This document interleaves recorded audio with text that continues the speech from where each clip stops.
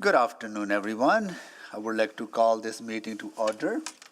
At this time, I would like to acknowledge that we meet on the traditional land of TD6 territory and acknowledge the diverse Indigenous peoples whose ancestors' footsteps have marked this territory for centuries, such as Cree, Dene, Sotu, Blackfoot, and Korasu, as well as Métis and Inuit, and now settlers from around the world. I will do a quick roll call of council members. Councillor Wright. Hello, good afternoon. Councillor Knack. Good afternoon. Councillor Principe. Good afternoon. Councillor Stevenson. Sorry, good afternoon. Thank you. Councillor Paquette. Good afternoon. Councillor Tang. Hello. Councillor Hamilton. Good afternoon. Councillor Rutherford. Good afternoon. Councillor Salvador. Good afternoon. Councillor Cartmel. Good afternoon. Councillor Rice. Good afternoon. And Councillor Jans. We can see you, Michael. Councillor Jans. Good afternoon. Got it. Thank you. Adoption of the agenda. Where is the... Oh.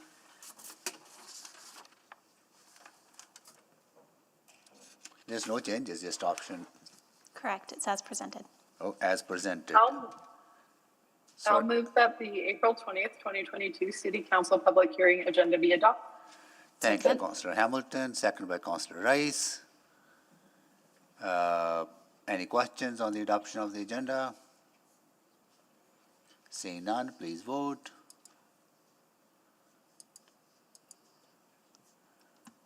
In favor. Thank you, Councillor Jans, and we're just waiting for Councillor Stevenson. Yeah, I'm a yes, sorry. Thank you, we have 13 votes. Display the votes, please. That is carried. Any protocol items? Seeing none. Explanation of the public hearing. The clerk will call out the bylaws to be dealt with. I will call out the names of the people. Just do that. The clerk will call out the bylaws to be dealt with, and I will call out the names of the people registered to speak to each bylaw.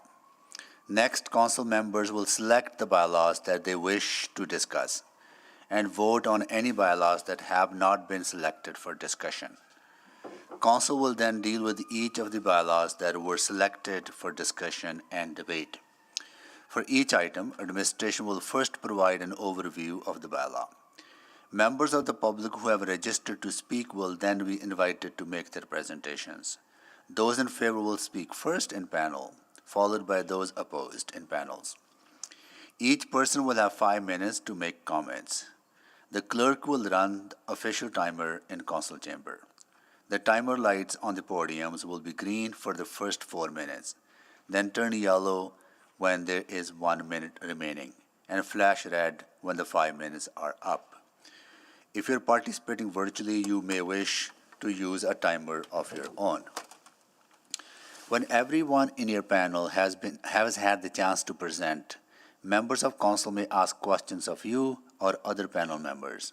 For this reason, you may wish to remain in the meeting until all questions have been asked of your panel. After comments from the public, council may ask questions of city administration. After all questions of administration have concluded, I will ask council if they wish to ask any further questions of those who presented in response to new information that may have arisen during the public hearing. Thereafter, council may close the public hearing and debate the bylaw. If you're participating virtually, please remember to mute your microphone when you are not speaking. If you are experiencing any technical difficulties, please reach out to the office of the city clerk using the contact information provided in your confirmation of registration or at city.clerk@edmonton.ca. If you're here with us in person, the clerk will guide you to your seat when it's your turn to speak. As Edmonton transitions from provincial mask mandates and city temporary mask bylaw, we ask visitors into council chamber to be kind and respectful each other. You can wear a mask to protect yourself and those around you, and please respect people's personal decisions around wearing masks. In the event of an emergency, please follow the clerk's directions to evacuate. City clerk will direct you to your muster point. Madam Clerk, may we please call the bylaws? Thank you, Mr. Mayor. Is there anyone to speak to item 3.1, Charter Bylaw 19965, to rezone land for residential development in the Orchards at Ellerslie neighborhood? So we have Elise Shillington to answer questions only from Stantec, and Peter Sukalis to answer questions only from Brookfield Properties. They are in favor. And we have no... Good afternoon. Yeah, Elise and Peter are both there, and we have no one in opposition. Items 3.2 and 3.3 will be dealt with together. Is there anyone to speak to item 3.2, amendment to the Northwest Industrial Area Outline Plan, or Charter Bylaw 20062 to allow for industrial businesses and limited compatible non-industrial businesses, McNamara Industrial? We have Ryan Edick to answer questions only from Ines. Ryan, are you there? Hello, yes. And we have no one in opposition. Is there anyone to speak to item 3.4, Charter Bylaw 20027 to rezone land for residential development, Glen Ridding Ravine? We have Amy Stewart to answer questions only from Sheffer Andrew. And we have Crystal Brightwell to answer questions only from Cameron Corporation, and Wade Wicker to answer questions only. So Amy, are you there? Yes, I am. Oh, there you are, present in person. Crystal? Good afternoon. Thank you, and Wade. Yes. And we have no one in opposition. Is there anyone to speak to item 3.5, Charter Bylaw 20050 to rezone land for residential and public park use, Glen Ridding Ravine? We have Keith Davies to answer questions only, and Scott Restad to answer questions only. Keith, are you there? Good afternoon. And Scott, are you there? Yes, good afternoon. Thank you, and we have no one in opposition. Is there anyone to speak to item 3.6, Charter Bylaw 20056 to rezone land for low-density residential development, Deroche? We have Elise Shillington to answer questions only, and Chris Nicholas to answer questions only. Elise, you there? Yes, I'm here. And Chris? Chris Nicholas? Good afternoon. Thank you, and we have no one in opposition. Items 3.7, 3.8, and 3.9 will be dealt with together. Is there anyone to speak to Bylaw 20010 to amend the Windermere Area Structure Plan, Bylaw 20011 to amend the Glen Ridding Ravine Neighborhood Structure Plan, or Charter Bylaw 20012 to rezone land for the development of a mixed-use shopping center, Glen Ridding Ravine? We have Eric Sihan to answer questions only, Bladen Dibben to answer questions only, Russell Dack to answer questions only, and Rudy Rupanarayan to answer questions only. So Eric, are you there? Good morning, or good afternoon. Bladen? Hello. Russell? Yes, here. Thank you. Rudy?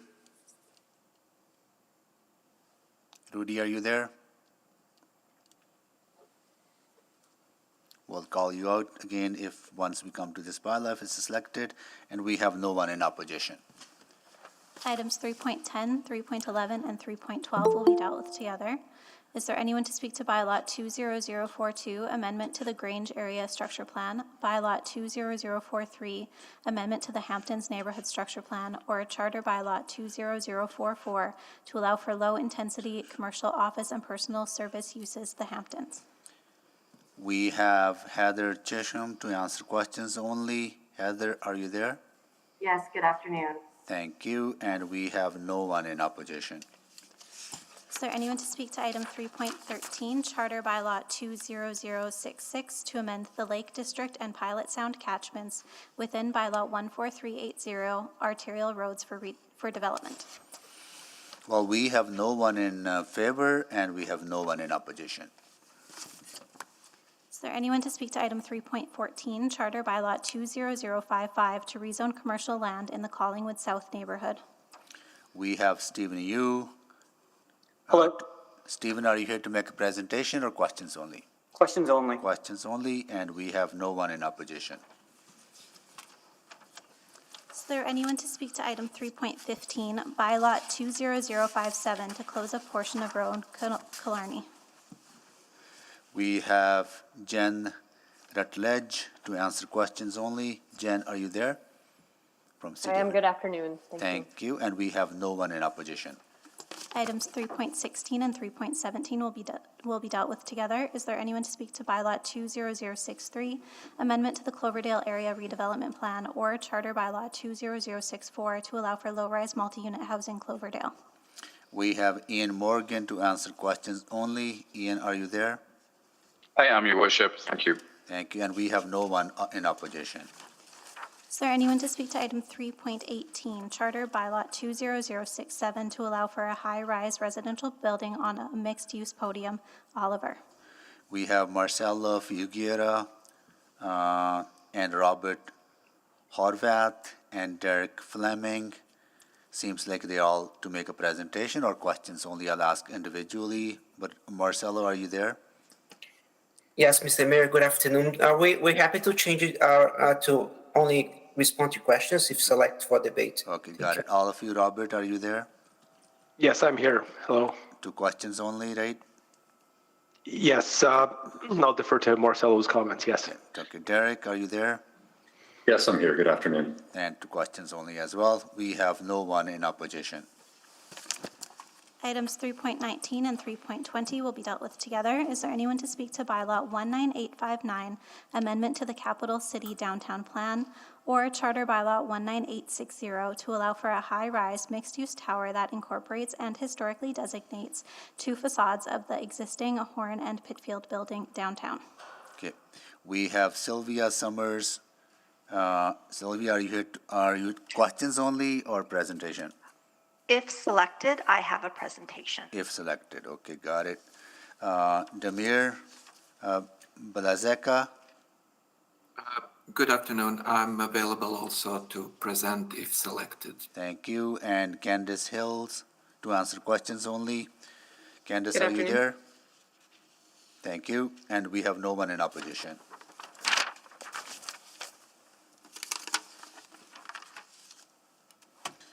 All right, now we go into selections, right? Madam Clerk?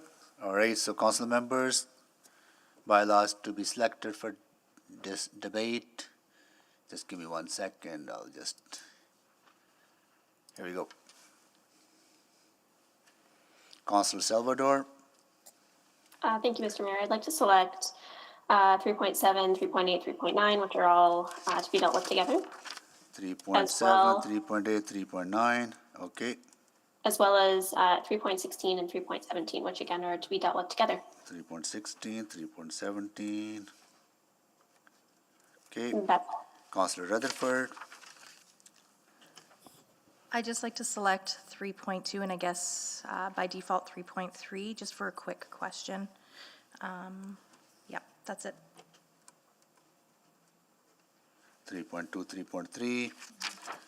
3.3. Councilor Rice, I would like to select 3.6, 3.6, 3.13, just 3.6, 3.14, and just a question for administration. On 3 for 14? Yes. Yes, 13, 14, Good. and 6.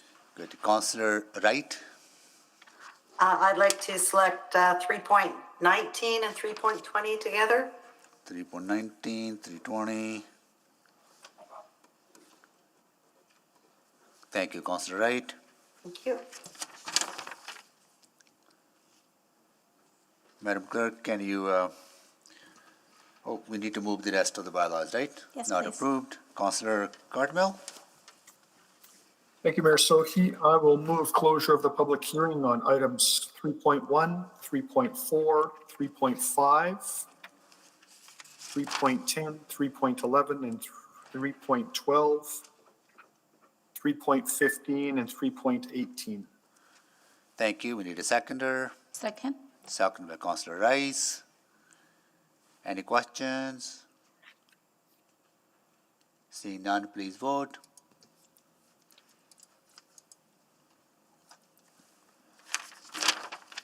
We have 13 votes. Display the votes, please.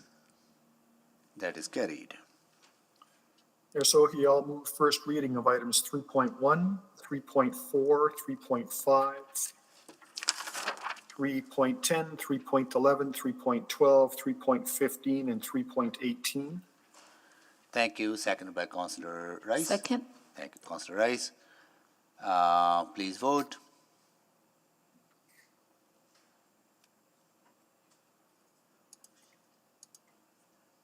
Yes, Madam Clerk.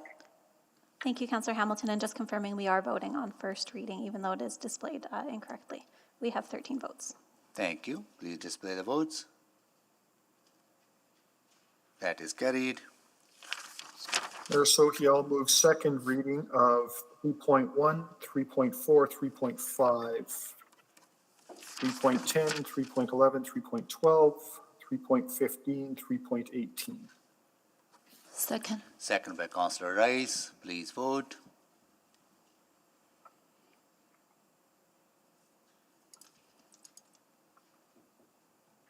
We have 13 votes. Display the votes, please. That is carried.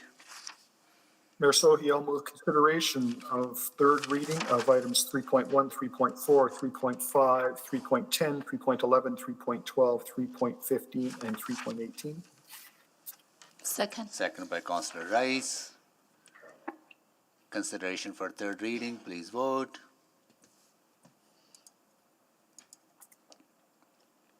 We have 13 votes. Display the votes, please. That is carried. Mayor Sohi, I'll move third and final reading of Charter Bylaw 19965, Charter Bylaw 20027, Charter Bylaw 20050, Bylaw 20042, Bylaw 20043, Charter Bylaw 20044, Bylaw 20057, and Charter Bylaw 20067. Second. Second by Councillor Rice. Please vote.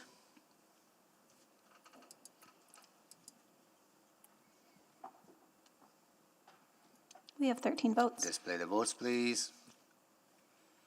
That is carried. Thank you, Councillor Cartmel and Councillor Rice.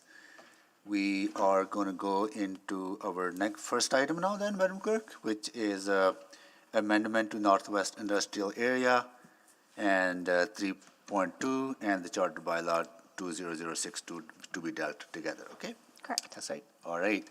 So is there a presentation from admin? There is if you wish to have it. We don't need a presentation, so then we just hold on.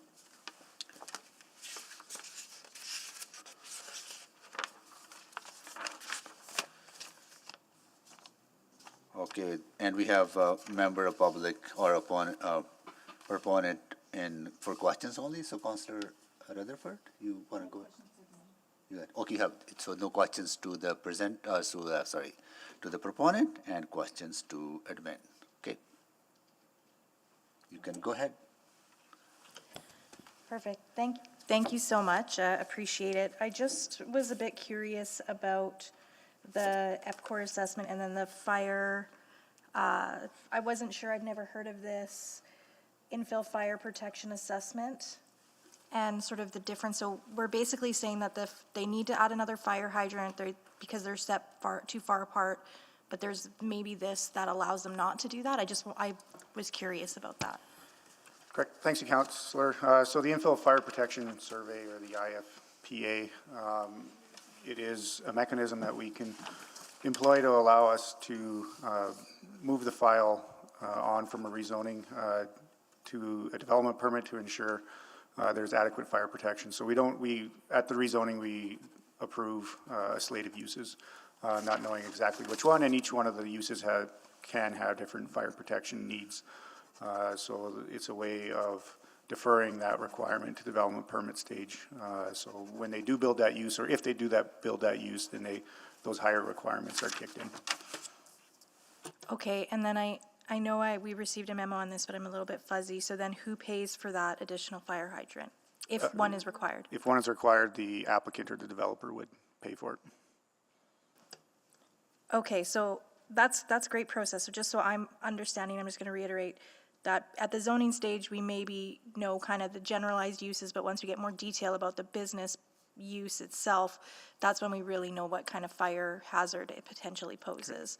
Is my understanding correct? Correct, the Yeah. use and the construction of the building. Yeah, okay, perfect. Well, that was all my questions, very innocuous, but I didn't know what that meant, so thank you for that education today, I appreciate it. Thank you, Councillor Rutherford. I'll ask now if council members have any questions on the new information arising out of the last questions. Seeing none, Councillor Rutherford, would you like to move the closing of the bylaws? Maybe Councillor Knack would, as it is in his ward, and he Okay. was courteous enough to let me pull it. but All I right, had to- Councillor Knack. Sure. Just need to check, should we do yes, we'll do the public hearing, closure of the public hearing on items 3.2 and Charter Bylaw 20062. Okay. Second. Second by Councillor Rutherford. Any questions? Seeing none, please vote.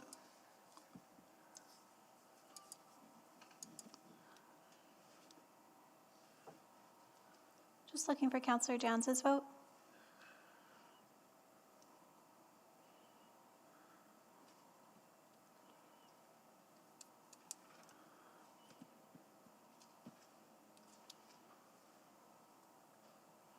And we have 13 votes. Display the votes, please. That is carried. Thank you. Just to check, we're doing the recommendation after the 3 readings? Madam. That's correct.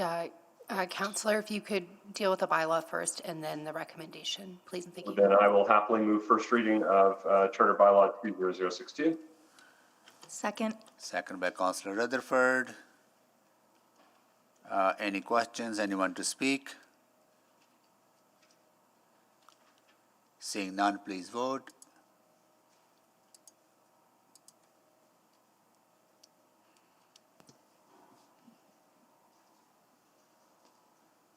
Just look, we have 13 votes. Display the votes, please. That is carried.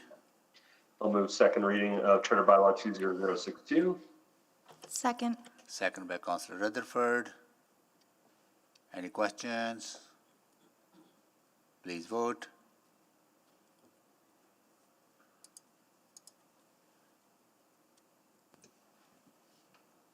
We have 13 votes. Display the votes, please. That is carried. I'll move consideration of third reading on Charter Bylaw 20062. Second. Second by Councillor Rutherford. Please vote on the consideration.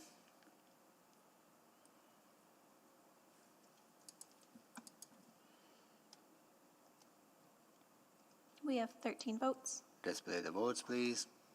That is carried. And then I'll move third reading of Charter Bylaw 20062. Thank you, Councillor. And second by Councillor Rutherford. Second. Thank you. Please vote on the final reading.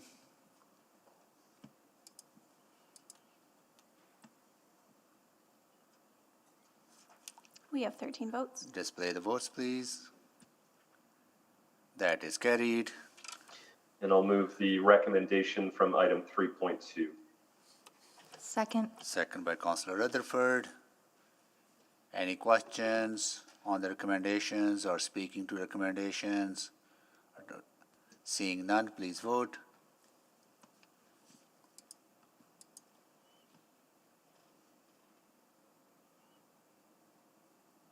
We have 13 votes. Display the votes, please. That is carried. So we're done with 3.2, 3.3, 3.4, 3.5 are done. And now we are on to 3.6, Charter Bylaw 20056, to rezone land for low-density residential development. Deroche, is there a presentation from administration? There is. There is, and if only required, right? Correct. Okay, Councillor Rice, you exempted that you need a presentation? Okay, we need a presentation. Thank you. Mr. Rod Hendricks will provide the presentation. Thank you. Thank you very much. I apologize for the delay in my video feed. I'm having trouble with my laptop camera for some reason, but you can hear me, correct? Yes, we, Okay. Good afternoon, Mr. Mayor and members of council. Item 3.6 pertains to the rezoning of land in the Deroche neighborhood in southwest Edmonton. The application proposes to change the zoning of land from RMD, residential mixed dwelling zone, to RLD, residential low density zone, for the purpose of developing low density housing. Slide 1 shows the subject lands in the context of the surrounding lands and zoning. The surrounding lands are primarily zoned to accommodate a mixture of low and medium density housing. Exceptions to this are a storm pond is located northeast of the site on land zone PU, public utility. An ecological area is located south of the site on land zoned NA, natural area.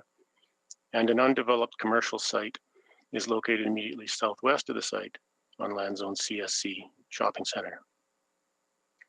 Slide 2 shows the subject land in context of the city plan.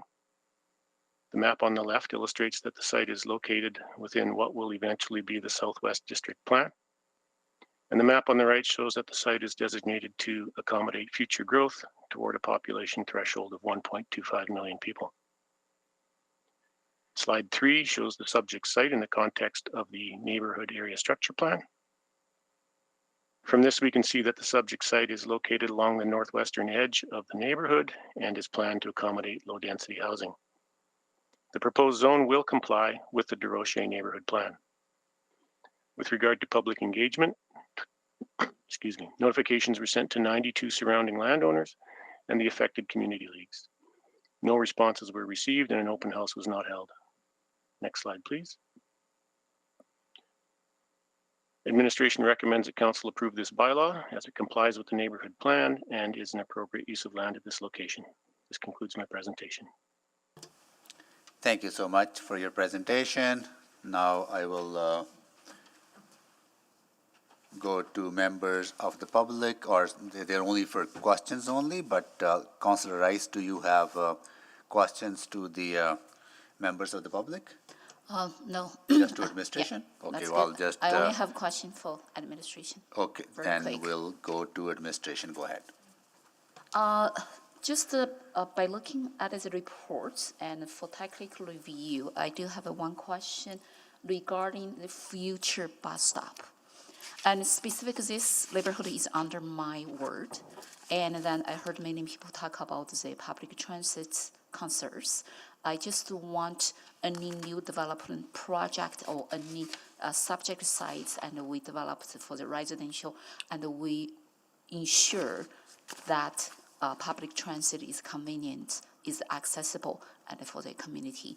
And so a specific question, is there any specific plan and for this subject site and link to the Heritage Value Town Hall for the bus services? And that mentioned in the report. I would like to have more information. I'll defer to my colleague, Mr. Saeed. Thank you, Councillor Rice. Yes, in terms of the transit network, as the collector network, if maybe I can request to have slide 3 displayed. So the transit will be provided through the collector roadway network within the neighborhood, as you can see with the dotted lines in black. And just adjacent to the site is Heritage Valley Trail, which is identified as a bus route as well. And a potential bus stop is going to be located with the construction of that roadway. So based on this map, it shows that it's just an ASP boundary, doesn't shows it's a bus route. And so if this question can be followed up, I do want to make sure this neighborhood and specific still under development, I want to make sure the public transit services will be provided. And then related to this development, I do support the development, and then just want to inform our residents and for the community services, transit services that match the development. Okay, no, thank you, Councillor Rice. Just to summarize, the NSP or the neighborhood structure plan or the ASPs, they don't indicate the bus stops or the bus routes on them. However, they generally follow the collector routes, which Mr. Saeed outlined as the dotted lines, but we will follow up with an email stating the transit progression as the neighborhood builds out. That's perfect. That's my question. Thank you. Thank you, Councillor Rice. The next step B, if there are any questions. I have a question. Oh, here you go, Councillor Rutherford. Here you go. Go ahead. I just wanted to clarify, I had put a motion about the cost of growth and exactly these kind of things about services versus, the tax recuperation. So I just wanted to ask administration and confirm that transit will be included in that report back from that previous motion that was made? That's correct. Councillor Rutherford will look at all costs associated with growth. Operational costs, such as transit and snow clearing, are two very large costs associated with development. Yeah, and then projected revenue from tax base, correct?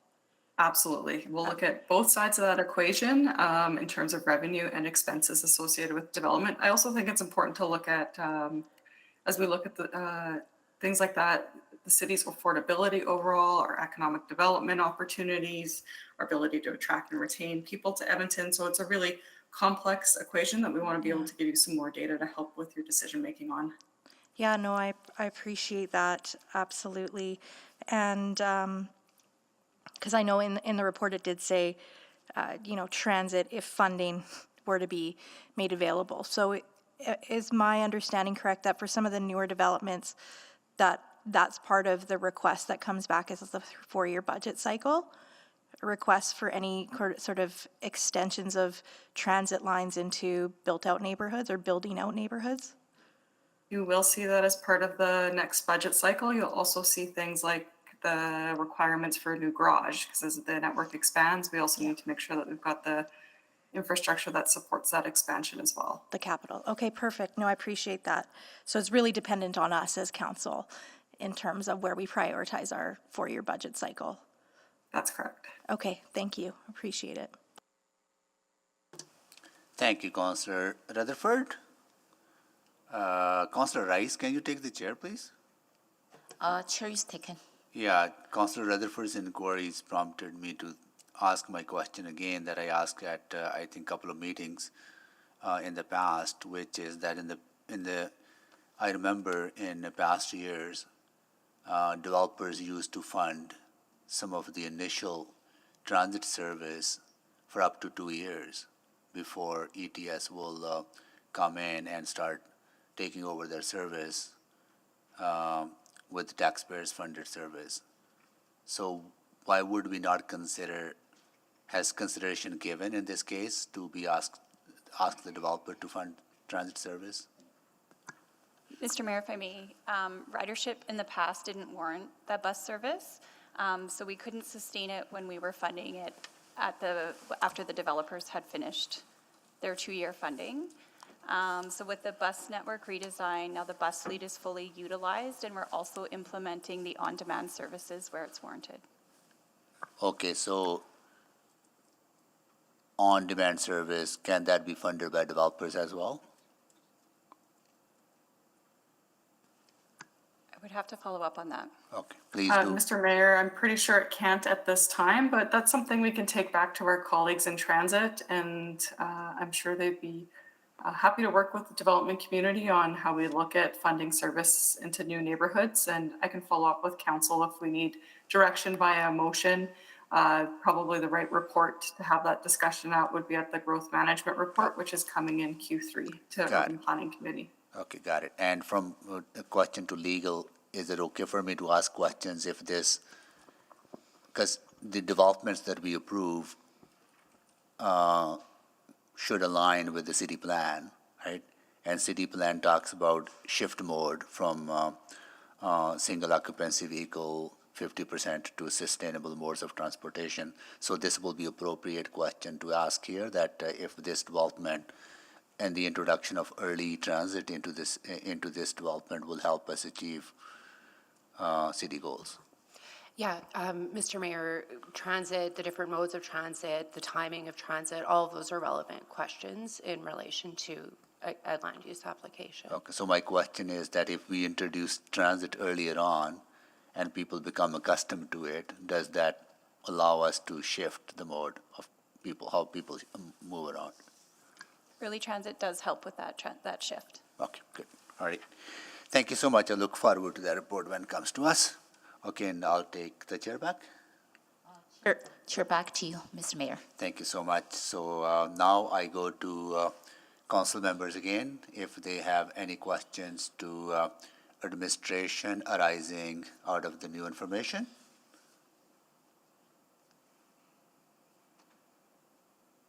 Seeing none, so Councillor Rice, would you like to move closing of the public hearing?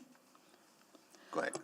I move chart bylaw 20056 and close public hearing. Second. Second by Councillor Principe. And please vote on the closing of the public hearing.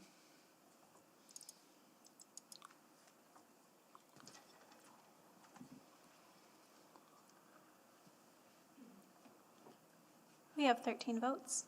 Display the vote, please. That is carried. Councillor Rice.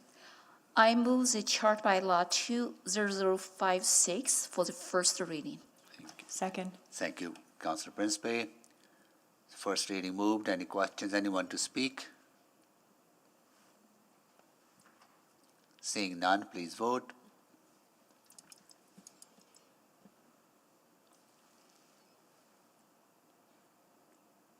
We have 13 votes. Display the votes, please. That is carried. I move chart bylaw 20056 for second reading. Second. Thank you, Councillor Principe, for seconding, and please vote on the second reading.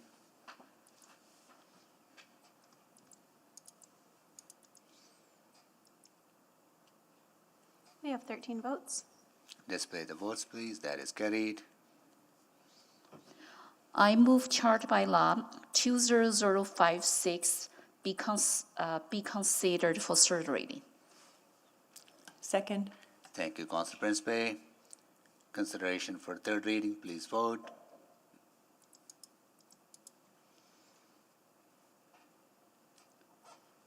We have 13 votes. Display the votes, please. That is carried. I move chart bylaw 20056 and for the third reading. Second. Thank you, Councillor Principe. Final reading, please vote.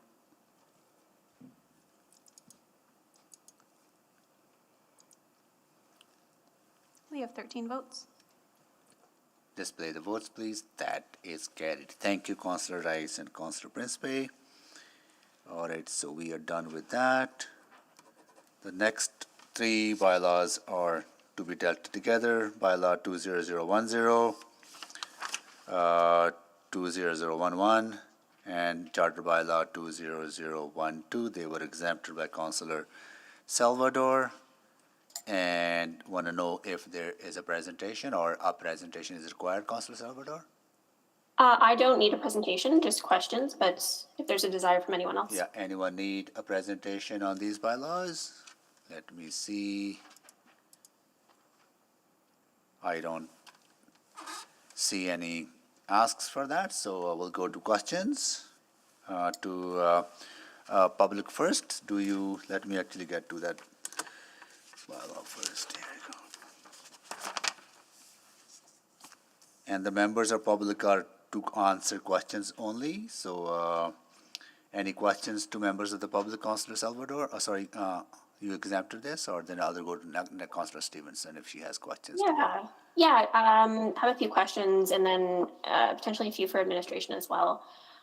So just to start, specifically my questions are around the DC portion of the site, the DC2. And I guess one thing that stuck out to me, it didn't seem like there was, much of a focus even to sort of street orientation, public realm, and the walkability of this site, and just, recognizing its proximity to a future transit center, but also even to the north of the site, it looks like there is kind of open space, potentially future park space. Any thoughts on that? So, To the applicant. I'm sorry, I don't have names in front of me. okay, so anyone from either Eric, Blade, and Russell or Rudy?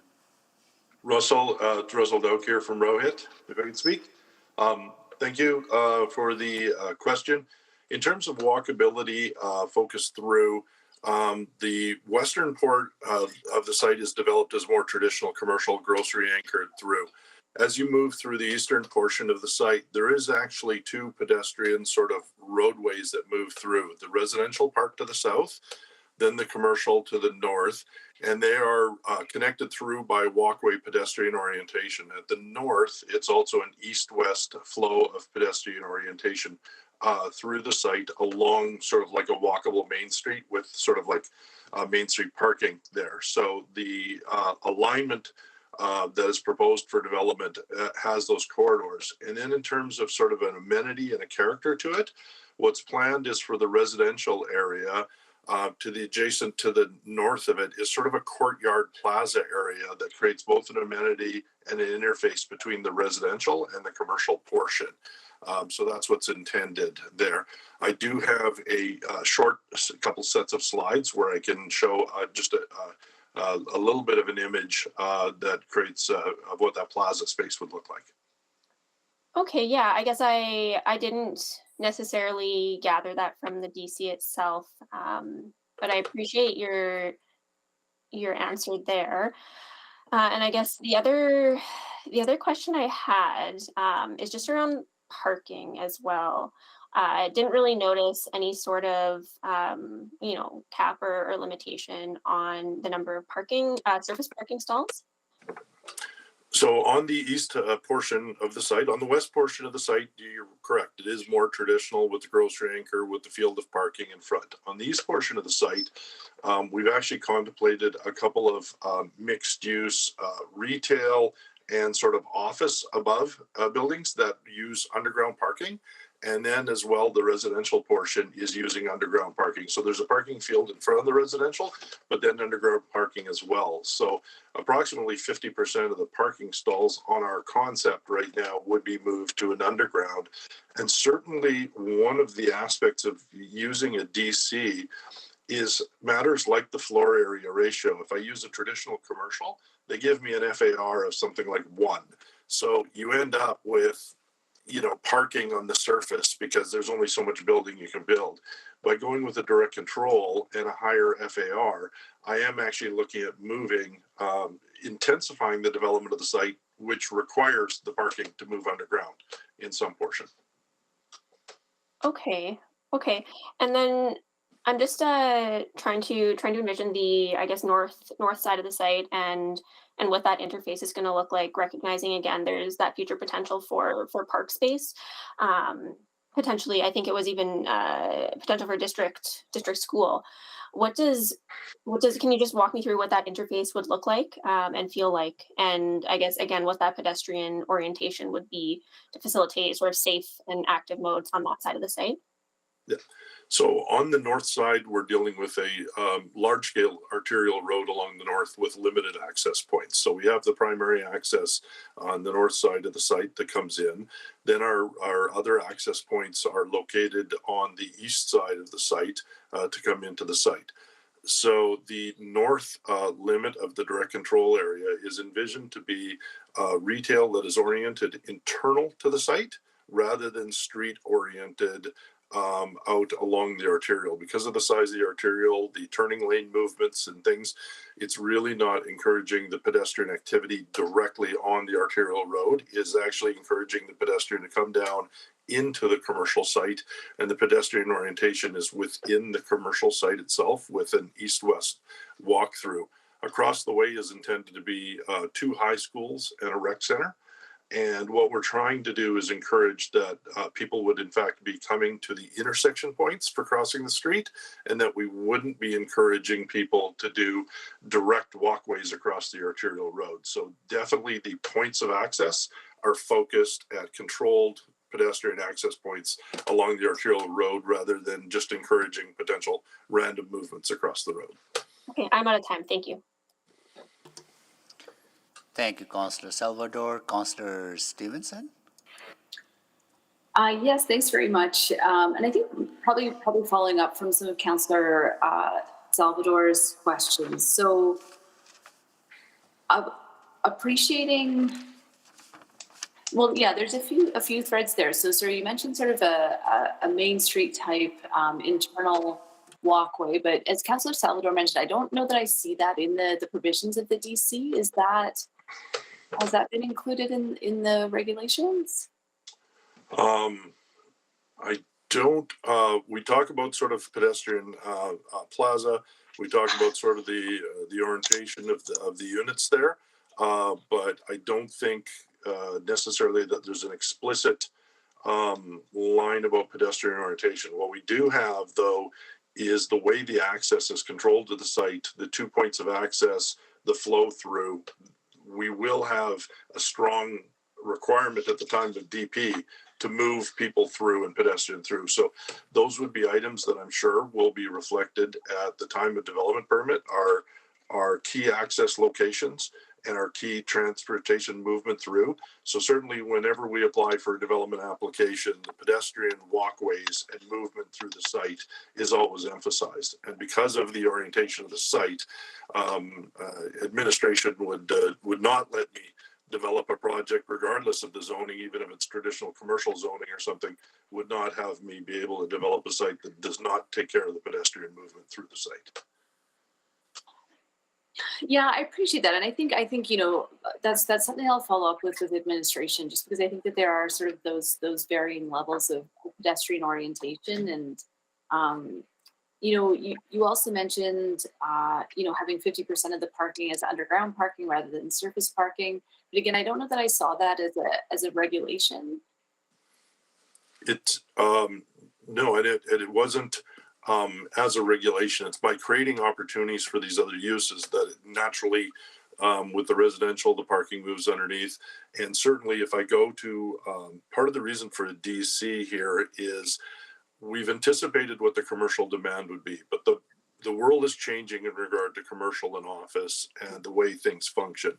So one of our situations here is how do we adapt to when the commercial maybe has less demand than before and we're moving to residential. So currently any of the regular commercial zonings have that it's just residential above ground floor commercial. So, but the whole ground floor has to be commercial. So what if our commercial demand is a little bit lower? So this zoning is really allowing for me to do some mixed use on sort of like a vertical and a horizontal basis to be a little bit more flexible so that I can do things like better pedestrian orientation. And certainly that's something that we did with, like our Stadium Yards project. It came out that it was supposed to be ground floor commercial. We've moved the commercial out a bit to create better pedestrian movement through the site, to create better flow and better mix of uses and better commercial space. Mm-hmm. So what's envisioned here is sort of breaking that very much mixed use has to be vertically stacked and allows mixed use to be more moving around the site to create a better overall site. Yeah, and I guess that's maybe another, well, I've got two other questions there. Just wondering why residential uses are restricted in Area A, so that even if there was that demand for mixed use in Area A, that it's prohibited right now. The very north part there, I think, is very strong as commercial because of the high schools and the rec center across there. I don't think it's appropriate to put the residential part right up at that front corner. I think that does have the strongest retail influence and the strongest the strongest commercial traffic to that location.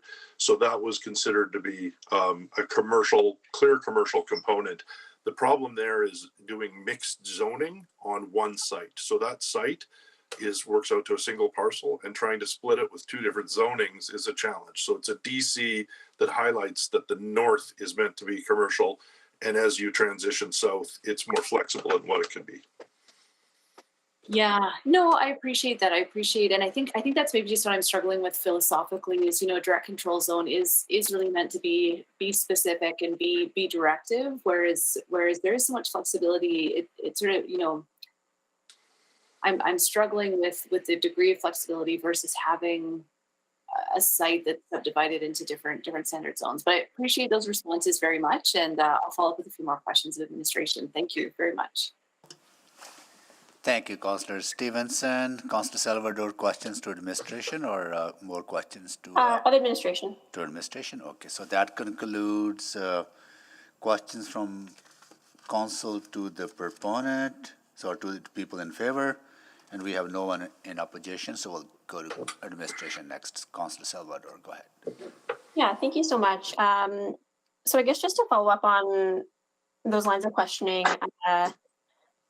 one of the, as much as we try to stay away from DCs, and there's benefits to conventional zoning, one of the benefits of a DC is that you get that greater level of detail and specificity and really certainty around what we can expect. And yeah, this particular DC, it just felt like there was a lot more flexibility than I'm used to seeing to administration. Is this typical, I guess, to see this level of flexibility in a DC? Thank you, Councillor. The tool of a direct control zone can be used in many different ways. It is a common perception that it always means more detail and it always means more specific, but that's not actually always the case. The direct control zone is a useful tool to resolve any sort of problem that cannot be satisfied through a standard zone.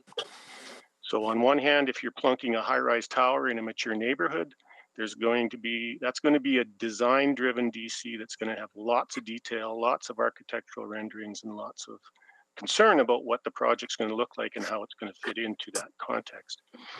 At the other end of the spectrum, a DC zone is a perfectly appropriate tool to, let's say, resolve a situation on a rezoning of an industrial site that has maybe 2 or 3 sensitive uses that would trigger a lot of problems or work through a standard zone. So a DC is an appropriate tool to simply take that base zone and remove those sensitive uses and facilitate development that way.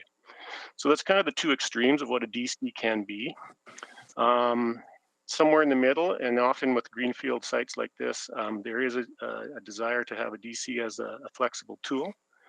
This particular DC is kind of land use driven in the sense that it allows that flexibility in the middle of the site or the southern half of the DC that can't be satisfied through standard zones, and that limitation is a standard zone would not allow the flexibility to have freestanding commercial buildings or freestanding residential buildings. Standard zone would allow vertical mixed use built form, but not a horizontal mixed use built form. So what we have here is a mixed use site on the east half of what would normally have been a commercial site, what could have been readily rezoned to CSC, a standard commercial zone for the entire site. In this case, we've used a RA8 zone on the southern portion and a DC for the northern and middle. The northern part of the DC mimics and is based on the CSC development to the west. The bottom half is based on the RA8 standard zone, and the middle piece, that middle slice in there now through the DC allows that land use flexibility. And then as far as the details of the design, we trust that our development officers at the development permit stage apply their design knowledge and require what is needed to ensure good design at that stage as per any other normal zone or process.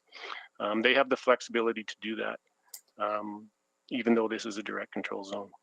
Okay, well, I really appreciate that answer. And just picking up on the last point you made around the ability of development officers to kind of have that discretion to ensure that where there is that greater flexibility in sort of the central part of the site, things like pedestrian orientation, the mention of an internal courtyard, is that where those types of decisions would be made to ensure that there is that high quality public realm and that attention is paid to that important element? Yes, essentially it would be part of the development permit stage. Often in greenfield sites, applicants and developers don't have their designs advanced to that level of detail at the zoning stage. And so it's a question of making the appropriate decisions at the appropriate stage in the process. Okay. And just one final question with a few seconds left here. The piece around parking. So I know we heard that there might be the inclusion of underground parking. Again, I'm just used to seeing that included at the level of DC? Is that, again, is that typical? It wasn't identified as an item of concern for this particular development. It is normal and expected through a higher density residential uses like the R8 zone and the equivalent if this part of the DC goes that way. That it's quite normal to expect that. And again, that level of detail would be flushed out at the development permit stage. Okay, well, I appreciate the answers. I'm out of time and I'll ponder this. Thank you. Thank you, Councillor Salvador. Councillor Stevenson? Yeah, thanks very much. You know, I should say, first of all, I think it's really exciting that the plans are being amended for this to be a mixed use area. Really supportive of that, and don't want to take away from that because I think it's a really positive one. But again, just struggling again with some of the details of the DC. So I appreciate your responses around the development officer being able to make some of those judgment calls at time. I think where I have pause is just even in the general purpose statement, there's no mention of sort of pedestrian oriented mixed use area. It doesn't really speak to that. There is that one provision around, you know, ensuring that walkways are connected by convenient and safe crossing facilities. So again, I'm just having worked with development officers in the past, like I just don't. This to me doesn't seem to provide them with that really strong language to negotiate those types of design features at the development permit stage, but open to your thoughts on that. Thank you, Councillor. Fair observation, good question. When like I say, the challenge with applicants is often trying to arrive at a sufficiently detailed DC when their plans are not advanced enough to that stage. I will say when this application initially came into us, it was to rezone the entire commercial site to DC. And through discussions and negotiations, we ended up at a place where the western half of the commercial site is a standard zone, CSC zone. The southernmost portion of the eastern side is an RA8, a standard zone. And we really reduced the area of concern for DC just to the northeast corner of what is that in the plan today as a large commercial site. So there was a lot of discussion, negotiation based on the land use and less around the detail of design for this particular site. Okay, no, I appreciate that, and I think that's really where I'm sort of sticking a little bit. Even just it doesn't seem to me that there's any provisions that would prevent. You know, recognizing that there can't be any parking in the 6 meter setback, but that there could be parking. It doesn't have to be behind buildings. Again, just that street orientation. I do appreciate the applicant's information in terms of the size of the arterial road, but again, just the context of being across from a park. You know, and it also seems to me that this is the major sort of focal, like commercial focal point in the neighborhood, and I think our city plan policies really speak to a walkable city center. But I appreciate what you're saying, that a lot of the back and forth was around solidifying the land use rather than the design details. Councillor, just to add, as Mr. Hendricks pointed out, as we go through these applications for direct controls, there is a balance, certainty, and obviously that flexibility there as we go through the development process, whether that's through specific design regulations or the types of uses in different areas. And what I'm hearing is that maybe we didn't hit that balance correctly here. Yeah, I appreciate that, and you know, not it happens, and I hear that. I think just in terms of moving forward, I think the value of a DC is that we can be really clear about those intentions. You know, the standard zones are sort of they have their benefits in terms of being replicable, of being adjustable and changeable over time. DC is, again, I think that benefit is having some of that design detail and that assurance. But again, I appreciate what you've shared in terms of the land use considerations. But yeah, I think certainly moving forward, that's the type of things, even just again in the general purpose statement, just to give the development officer more ability to demand that higher quality pedestrian realm moving forward. I don't have any further questions. I think I'll just think about this a little bit, but thank you very much for the responses. Yeah, thank you. Thank you, Councillor Stevenson. Now that we have concluded our questions to admin, I will go to council members if they have any questions on the information that might have arisen, new information that might have arisen from former questions. Seeing none, and I will go to Councillor Cartmel to close the bylaw. That's his writing. Ward, yeah. Or Ward, yeah. Councillor Cartmel. Thank you, Mayor Sohi. I'll move closure of the public hearing on items 3.7, 3.8, and 3.9. Thank you, Councillor Cartmel. Need a seconder? Second. Councillor Princeby, seconded. Please vote.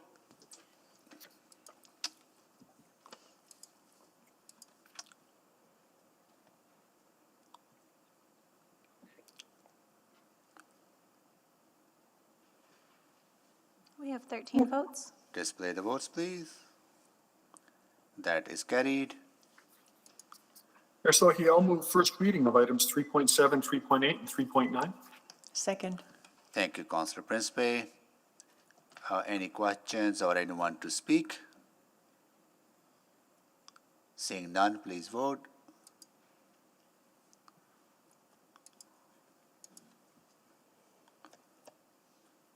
We have 13 votes. Display the votes, please. That is carried. Mayor Sohi, I'll move second reading of items 3.7, 3.8, and 3.9. Second. Second by Councillor Princeby. Please vote on the second reading.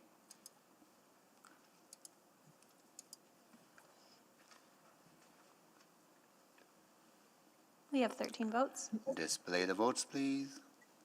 That is carried. Mayor Sohi, I'll move consideration of third reading of 3.7, 3.8, and 3.9. Second. Thank you, Councillor Princeby. Please vote for the consideration.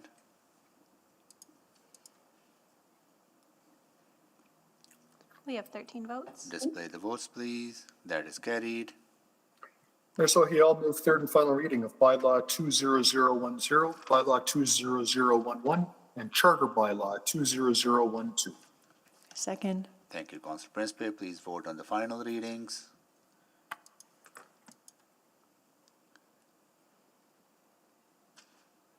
We have 13 votes. Display the votes, please. That is carried. Thank you, Councillor Cartmel and Councillor Princeby. So that's done. 310 was done, 11, 12, 12. We are not going to go to item 3.13, Charter Bylaw 20066 to amend the Lake District and Pilot Sound catchments within Bylaw 14380, Arterial Roads for Development, and this was exempted by Councillor Rice. Councillor Rice, do you need a presentation? Okay. Administration, please. Thank you. Ms. Sabo will provide the presentation from administration. Good afternoon. This charter bylaw amends Bylaw 14380, Arterial Roads for Development, in order to advance roadway upgrades along 167 Avenue by adjusting the shared responsibilities between the City of Edmonton and area developers within the Lake District and Pilot Sound catchment areas. The amendment will support prioritization of arterial road network improvements to address increased pressures in the northeast area of the city, particularly in the vicinity of 66th Street and 167 Avenue. Please note that for both catchment areas, the overall funding commitments for developers and the city will remain unchanged from the current bylaw. Next slide, please. The Lake District catchment is located south of Anthony Henday Drive, west of 66th Street, north of 167 Avenue, and east of 82nd Street. With these proposed amendments, area developers will now be responsible for upgrading 167 Avenue from 2 to 4 lanes between 87th Street and 66th Street. Construction of a roundabout at the intersection of 66th Street and 167 Avenue will be 50% cost shared with the Pilot Sound catchment. Area developers will no longer be responsible for upgrading 82nd Street from 2 to 4 lanes between 173 Avenue to the Transportation Utility Corridor. This will become a city obligation. The changes between the approved and proposed bylaw are shown on the slide, with developer requirements shown in blue and city obligations as purple. Next slide, please. The Pilot Sound catchment is located south of Anthony Henday Drive, west of Manning Drive, north of 153rd Avenue, and east of 66th Street. With these proposed amendments, area developers will now be responsible for construction of a roundabout at the intersection of 66th Street and 167 Avenue, which will be 50% cost shared with the Lake District catchment. Area developers will no longer be responsible for upgrading 50th Street from 2 to 4 lanes between 300 meters south of the Transportation Utility Corridor up to the Transportation Utility Corridor. This will become a city obligation. No further changes are contemplated as part of these proposed amendments. Next slide, please. To conclude, the proposed amendment demonstrates ongoing collaboration between the city and developers to implement urgent network improvements in the area. Thus, city administration recommends that council approve this bylaw. This concludes my presentation. Thank you. Thank you so much for that presentation. Just give me 1 second. We don't have anyone in favor or in opposition, so we don't have to go to members of the public for questions. So Councillor Rice, you selected this. You have administrative questions to amend. Go ahead. Yeah, I just have a few questions and to the administration. It seems this type of project and has some like history and since 2006, and so by reading the report, I'm still a little bit confusing about the cost, and I understand it's shared responsibility and for this bylaw amendment and what type of change and we are proposal here for this bylaw. And that's the first question. Second question is about what's the cost, the funding resources, and then from our cities. And the second question, and what's the portion and for our cities' shared responsibilities? Thank you. I ask 3 questions together. Sure, I can start, and perhaps Mr. Saeed can support me. Just to begin with, so from the changes from the existing ARA to the proposed is essentially just shifting some of the responsibilities for the widening to the 4-lane cross-section that developers would be required to be responsible for, but the net cost change is essentially negligible. So the responsibilities as far as the ARA requirements would be the same for the developers as is currently approved.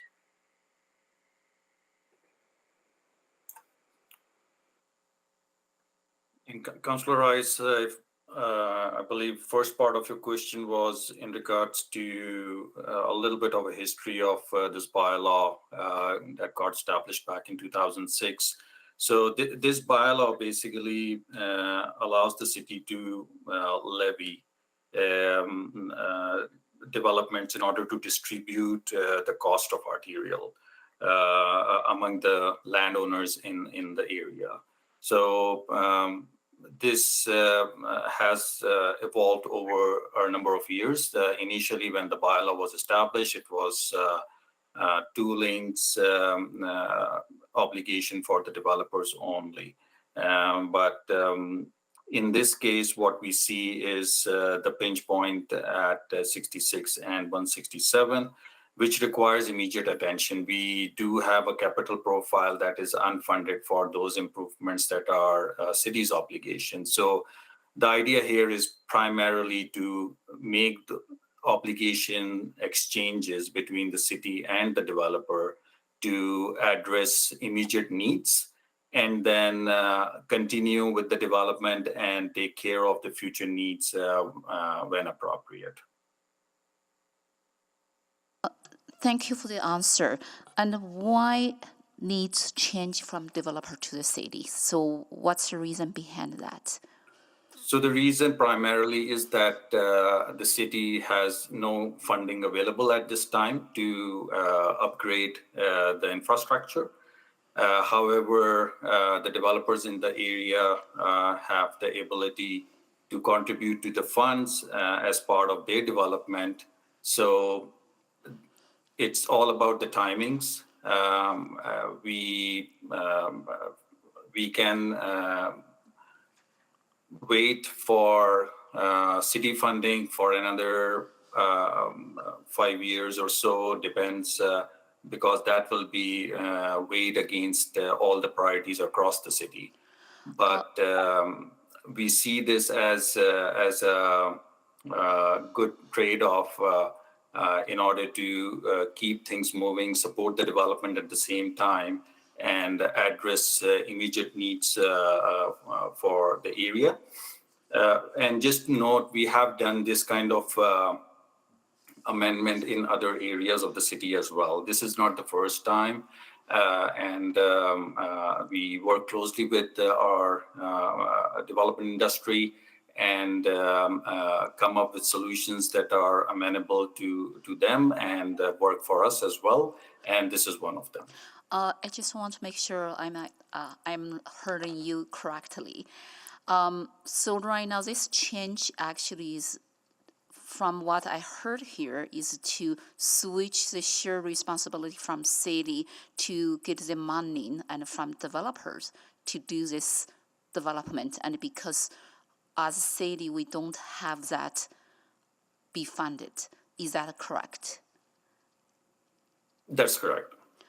Okay, so switch to the developer and to finish this development. And my time is out. I will come back. Thank you. Thank you, Councillor Rice. Councillor Principe? Thank you, Mr. Mayor. Mr. Said, I just wanted to confirm that the actual responsibility is just being switched from, because the developer was actually responsible for another roadway, but now, from what I understand, they will not be responsible for 82nd Street. Now they will be responsible for 167 Avenue development into 4 lanes. Is that correct? That's correct.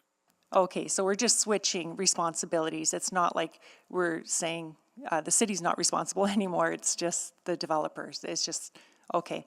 I wanted to clarify that. And also, I wanted to thank administration for bringing this forward, because this is something that the North Side has really been wanting for a long time. So I really do appreciate it. It means a lot to us. One concern I have is just with the difference between going from 2 lanes to 4 lanes back to 2 lanes and 4 lanes. It kind of seems that right now the plan isn't fully 4 lanes. Do we not see that that could be an issue with traffic? Councillor, we have done detailed analysis for the entire corridor, looking at what could be the first phase, and then what could possibly be the later phases of improvement based on additional data collection. So as far as the immediate need is concerned, a roundabout construction at the intersection of 66 and 167 will provide relief to the corridor. As we go forward, there could be opportunities to then look at signalizing some of the intersections as necessary. And the next stage would be eventually to have the entire corridor widened. We will not, as you mentioned, not to have a 2 and a 4 and a 2 combination. I think when we go forward and widen the corridor, it will be looked at holistically to provide that consistency and driver expectation and so on and so forth. Okay, that makes me feel more comfortable. Thank you for saying that. And then, so 66th Street between 158 Avenue and 167 Avenue will remain at this time 2 lanes? That's correct. Okay, and then, but there's a chance in the future of widening that strip as well? Yes, and that remains city's obligation. Okay, thank you for clarifying that. That's it, thank you. Thank you, Councillor Principe. Councillor Rutherford? Yeah, every single public hearing, it just continues to bring on the challenges of cost of growth, doesn't it? It keeps coming back and back and back. I guess one of the questions I have for administration is if this is an urgent network need, how come we haven't funded it in the past? Like as a city, like if we're identifying that this is an urgent network need, why wasn't it considered as the 2019 to 2022 budget? Councillor Rutherford, it might have been. I'm not sure if someone from the team can speak to it, if it was considered as part of the budget process, but there's limited funds, and I can tell you from previous reports that we've brought forward, not enough city funding to complete all of the city's obligations for arterial roads. And there won't be in the next capital budget cycle either. So we've been looking for creative solutions, and I think this file is an example of a negotiation that helps get the infrastructure built that's needed now. Is this infrastructure prioritization knockoff of the network impacts 266th Street in the flyover at Yellowhead? Is this a knockoff effect of that's prioritized this higher? Because now there wasn't contemplated to be a flyover. It was supposed to be 66th Street was supposed to be closed, and now it's a flyover. Great question. I'm not sure if we had that level of transportation analysis done. I know we have the capability of answering that question, but I don't know if we've done it. Can anybody help me out here? Apologies, we don't have that information at this time. Could we get somebody from the Yellowhead Trail Freeway Conversion Program on the line I can come back for a second round if there's going to be a second round. I think it's an important question, and I know they've done a lot of traffic analysis, because I think we need to start looking at, we're looking at all these projects in silos, but there's system impacts that go far beyond that, right? So I think I need to know whether that flyover has been contemplated. Is a roundabout there even going to be sufficient for that? Councillor Rutherford, I understand your frustration with the overall system impacts and your desire for that information to help with your decision making at public hearing. I'm going to ask Jessie if maybe she can weigh in, because I know when we've brought other teams on to inform land use decisions, if we could get the Yellowhead team on, if that would be in consideration to this application or not. I guess because the thing is, it is. I think it is in consideration because, the mention in the answer to my previous colleagues was the pinch point at 167th and 66th Street that currently exists today. And so, but we're contemplating a flyover that wasn't contemplated as part of the Yellowhead Trail Freeway Conversion Program, which makes me wonder, have we even contemplated that pinch point? Are we going to have the developers, for example, build this, right? Great, it alleviates immediate needs, and in 3 years' time, it's another problem because then the flyover is built. So I think it is pertinent to today. So, Councillor Rutherford, if I might be able to jump in and assist here, I think today what you're being asked about is about the reallocation of funding. So I think the system is already sort of prepared and set under the bylaw, and really what you're talking about is timing here. So I think you'd be getting kind of into those details of operations and opening up a bylaw in the way that it wasn't advertised or intended to be opened up here, when we're really talking about the timing and shifting responsibilities with as that net zero effect. So.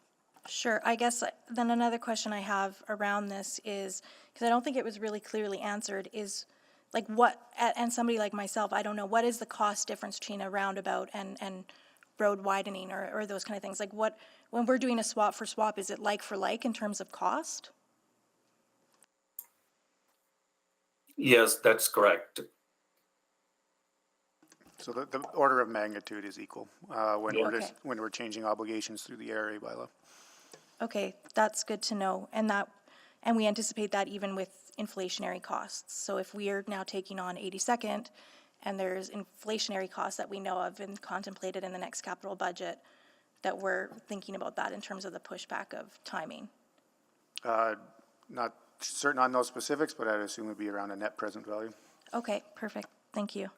And Councillor Rutherford, I can offer that, yes, as part of the modeling, we looked at 2050 regional transportation model, and that did contemplate improvements along Yellowhead Trail. When was that done? That study was done 2019, 2020, and an update was provided in 2021. So this has been going on for a few years as part of our negotiations with the developers.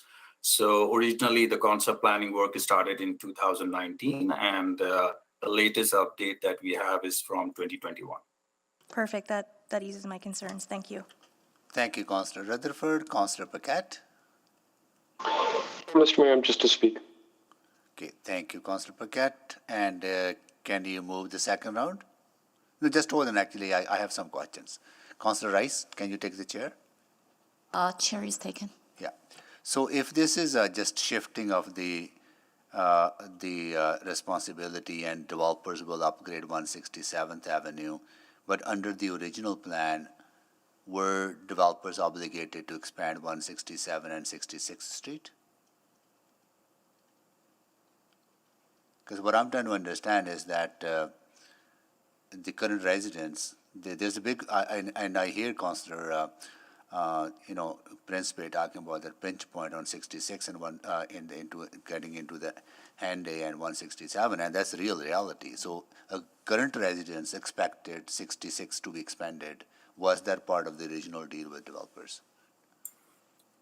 Mayor Sohi, 66th Street north of 167 Avenue, first two lanes are already constructed by the developers, and as part of the bylaw, the remaining two lanes are also developer responsibility. So there is no change happening there. We are actively looking at some of the subdivisions and actively looking at the traffic volumes to basically condition widening of 66th Street as well as part of those subdivisions. Okay, so 66th Street up to Henday, 4 lanes, still developers' responsibility. That is correct. Okay, got it. Because that's something that I heard in that area as well. So okay, that's good. It's not, so we're not shifting that responsibility to the city. Okay, and do we know the timelines? As I said, it will be done in phases. So most likely, the first phase will be adjacent to the TUC, and then it comes south. And it also is tied to the subdivisions as they come forward. Okay. All right. And I will move the second round. Second.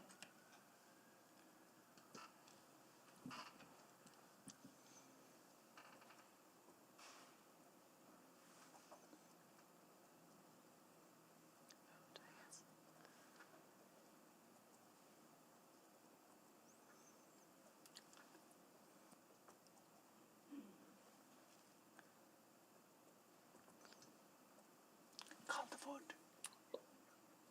Just confirming you'd like us to call the vote? Call the vote. Oh, I'm waiting for you, Mr. Chair. Yes, and please call the vote. Thank you.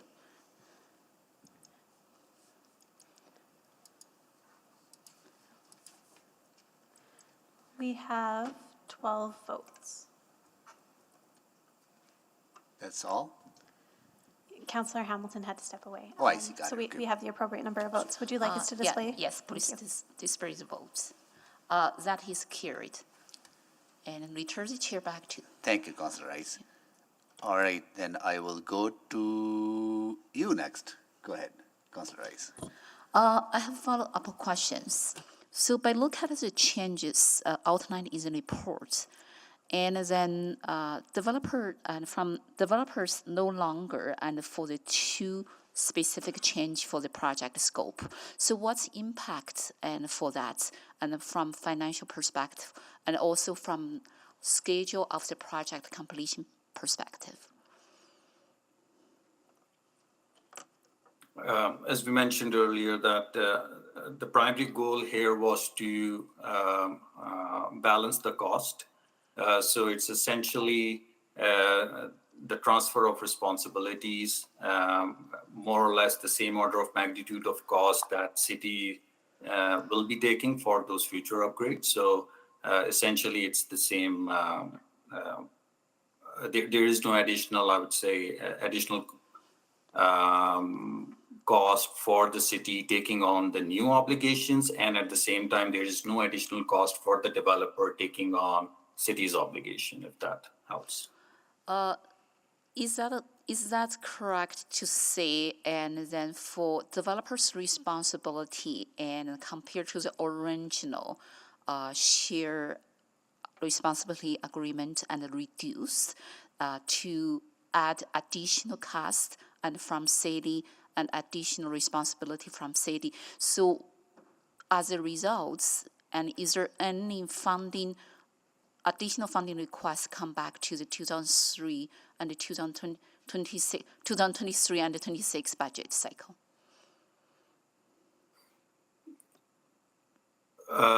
I would say no for the specific change, but then there are, if I can have the slide just to explain that better. So there are some outstanding obligations outside of this exchange that could be brought forward. For instance, 66th Street between 158 Avenue and 165 Avenue. That is not part of this exchange, but it remains city's obligation, and that can well be brought forward for funding request. City does have remaining responsibility and for the certain scope of this project. So that is my question. For this remaining responsibility, do we need additional cost or budget? And as a result, for the developer no longer to perform to scope and listed and in the report? Councillor Rice, there is no additional cost to the city to do this. What this file is doing is it's getting infrastructure built more quickly for the neighborhood, and then the city will have to build the remaining infrastructure later at no additional cost to us. Okay, so that means the capital file and is funded and package. There is no unfunded package come forward. There will still be an unfunded capital profile that'll come forward. Even if this wasn't approved, there still would have been an unfunded capital profile that would have came forward. So there's two roads that need to be built, one by the city, one by the developer. What we're saying is that the developer's willing to build our road right now, and we'll build the developer's road later through a capital profile.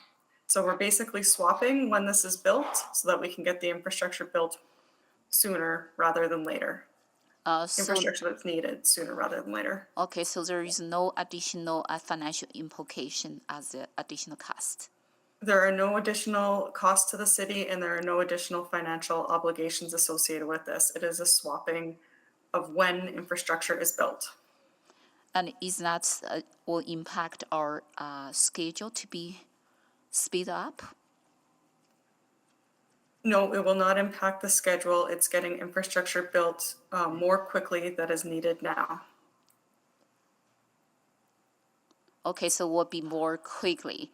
And yeah, this is I would call this a win for the city, that there's an opportunity to build infrastructure that we need right now.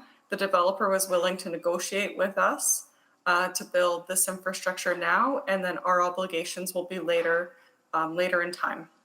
Okay, so thank you for that clarification. I appreciate it. That's my You're welcome. question. Thank you, Councillor Rice. Councillor Paquette is to speak. Councillor Principe, this is touches on your ward, right? So would you like to move closing of the bylaw? Councillor Paquette and myself, so I'll let him speak to it. Thank you. Yeah, but can you close the bylaw? Can you move to close the bylaw? Yes, I would like to move to close the bylaw. Thank you, Mr. Mayor. I would like Second. Second by Councillor Paquette. Was it right? Was it Councillor Paquette seconded it? Okay, got it. Okay, please vote on closing the bylaw.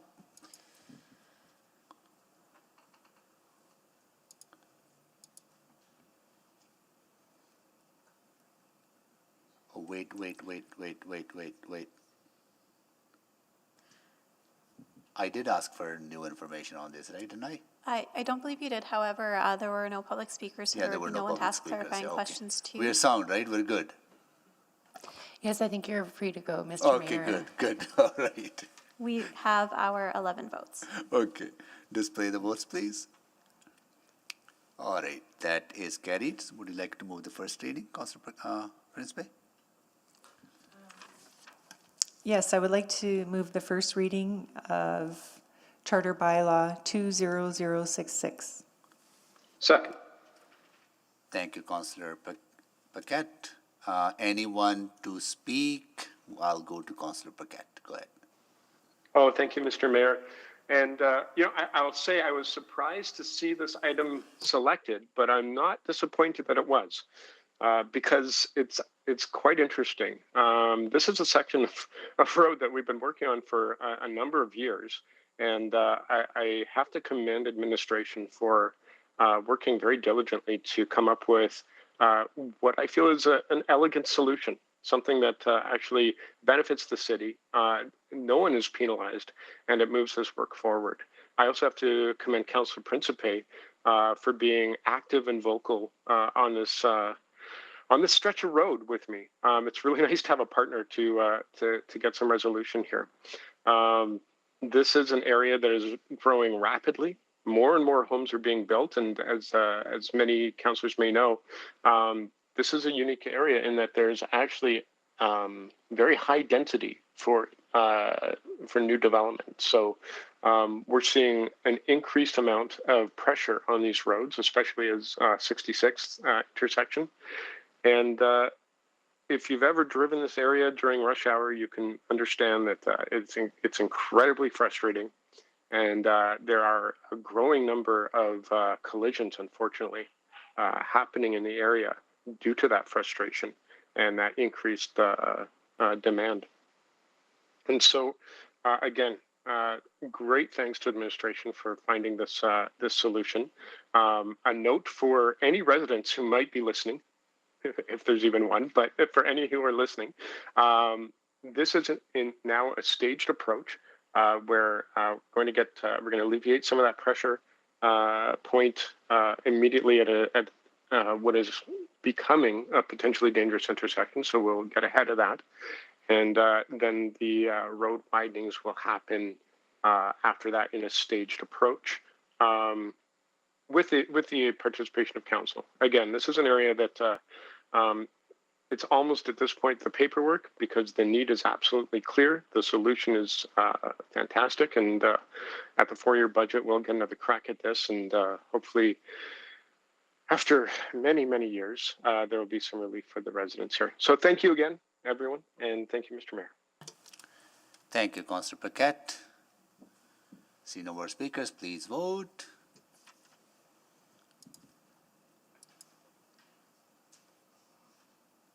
We have 11 votes. Display the votes, please. That is carried. Councillor Principe. I would like to move second reading of Charter Bylaw 20066.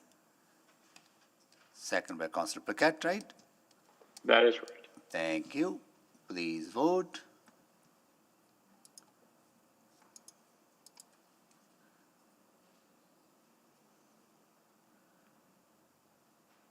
We have 11 votes. Display the votes, please. That is carried. I would like to move consideration for third reading of Charter Bylaw 20066. Second. Second by Councillor Paquette for consideration of third reading. Please vote.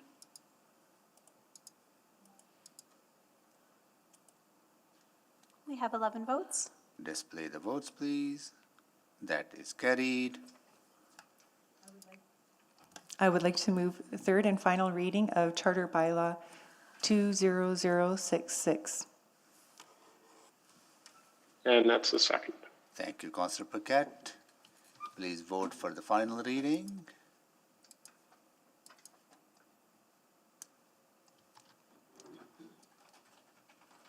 We have all the votes. Display the votes. That is passed.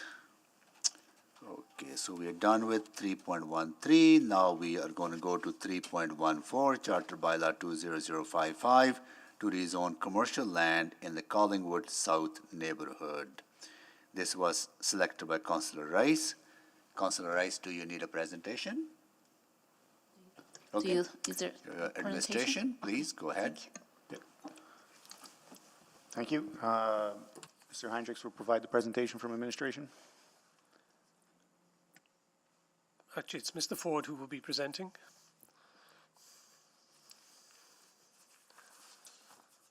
Thank you, Mr. Mayor, members of council. This application proposes to add cannabis retail sales under a new direct control provision to an existing commercial site in the Collingwood neighbourhood. Next slide, please.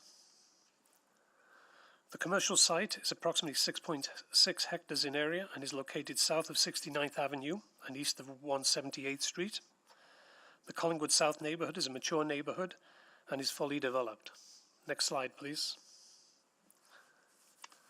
The existing DC2 provision accommodates a range of commercial uses. It's anticipated that cannabis retail sales will have a similar land use impact as existing uses permitted within the provision, such as grocery stores, drugstores, convenience, liquor stores, banks, personal services, shops and restaurants.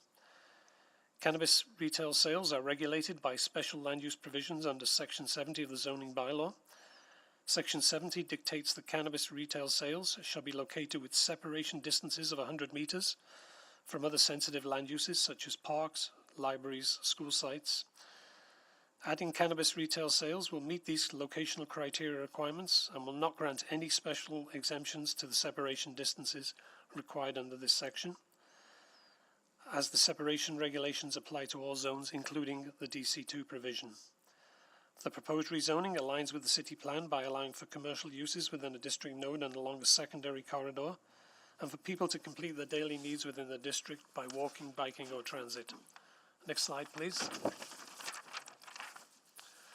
Administration is in support of this application because it meets the locational criteria for cannabis sales and will continue to add to the ongoing vibrancy and operation of this long-going commercial site. Thank you. That concludes my presentation. Thank you so much. And we have Stephen Yu to answer questions only, I understand, Mr. Yu? That's correct. All right. And are there any questions to Mr. Yu? No. And then we'll go to our administration for questions. And Councillor Rice, go ahead. I do have two questions. The first question, and based on the concern addressed from residents in that area, say many similar store on the site. And then can you provide the number, how many cannabis store and in that neighborhood already, and then city approved? Councillor Rice, I can answer your question. There are two stores within the neighbourhood, but they do meet all the separation distances from this site. What's the separation distance, like how many meters and between these new sites and that two existing stores? Councillor Rice, we estimate it at about 200 metres separation distance between this proposed site and where it will have to be located on the site will have to be that distance away from the other two stores. Okay, so if this store, this bylaw is approved, that means they will have 3 cannabis stores and in this neighborhood. And then what is the population for this neighborhood? Councillor Rice, we don't have that handy. We can get that to you later. Okay, so the next question is, and in the report it indicates, and there are 2 school buildings nearby. Can you provide more details on that?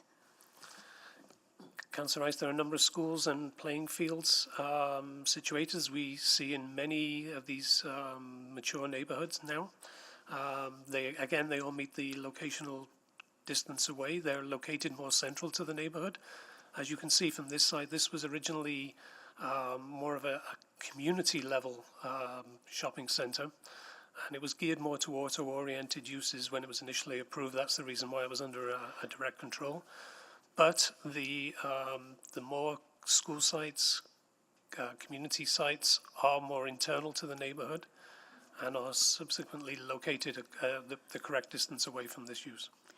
Am I hearing correctly here? And in these neighborhoods, and without knowing the population, there are 3 stores already, and if this one approved, and also 2 nearby schools buildings.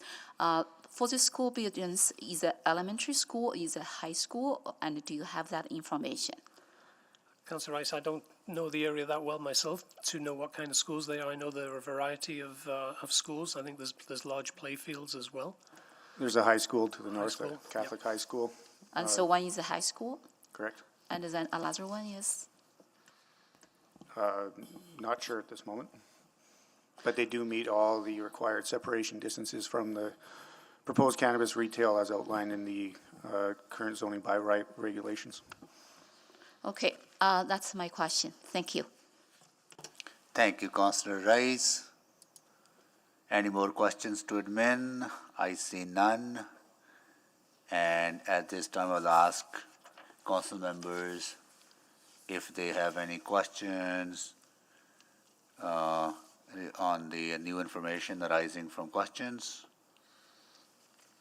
Seeing none, we are ready to close the bylaw. I know Councillor Hamilton is not in the meeting at this time, but Councillor Knack, would you like? Yeah, Councillor Knack?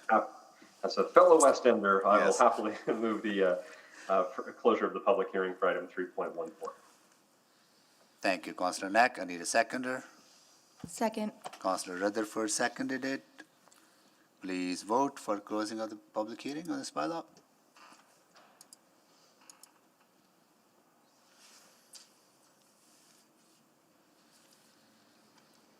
Just looking for Councillor Salvador's vote. I'm a yes. Thank you. We have all the votes. Display the votes, please. That is carried. I'll move first reading of Charter Bylaw 20055. Second. Second by Councillor Rutherford. Any questions or anyone to speak? I see none. Please vote.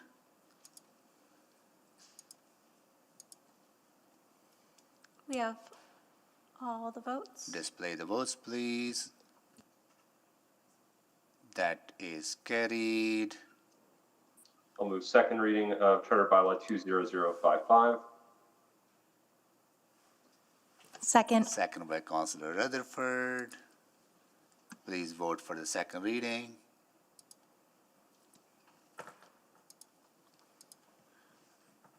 We have all the votes. Display the votes, please. That is carried. I'll move consideration of third reading on Charter Bylaw 20055. Second. Second by Councillor Rutherford. Consideration for third reading. Please vote.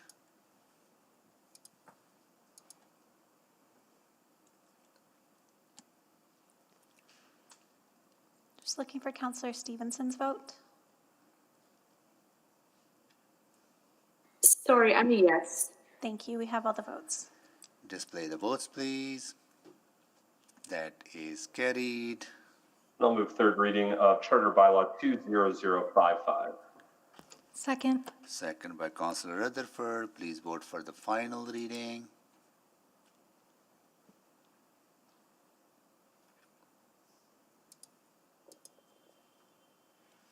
We have all the votes. Display the votes, please. That is carried. So we are done with 3.14. Next one are Bylaw 20063 and Bylaw 20064 to be dealt together. Exempted by Councillor Salvador. Councillor Salvador, do you need a presentation? No, I don't. I'm just good to go to questions. And questions to admin or to public?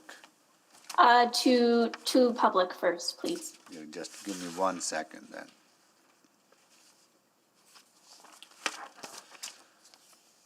All right, we have,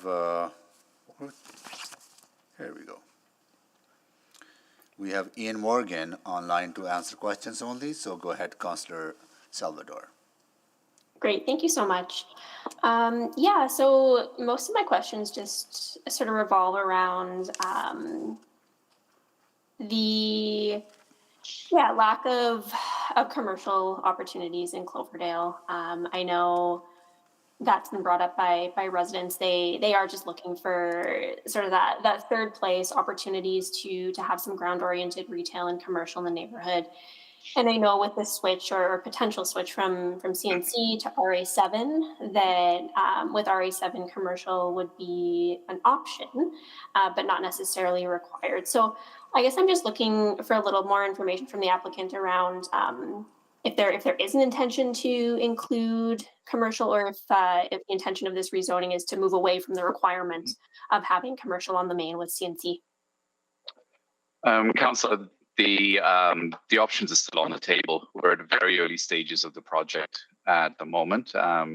What we've looked at to date is the cost of putting an underground parkade to service this development.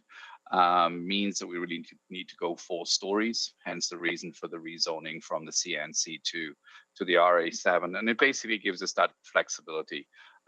We have seen a little bit more of a desire for the sort of live-work unit to support more professional office environments as opposed to strictly sort of, a convenience store of that nature.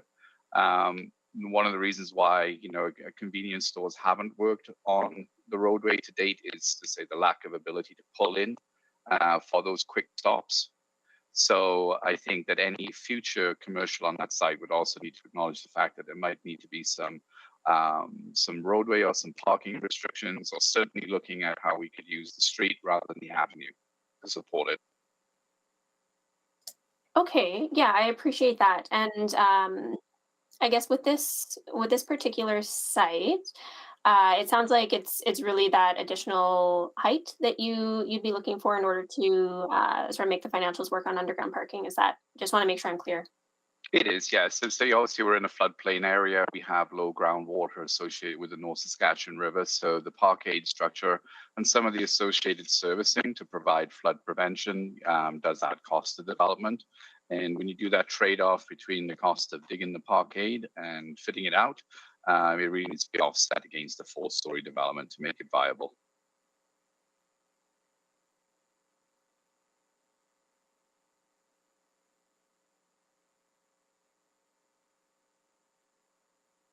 Councillor Salvador, you got muted. Oh, sorry.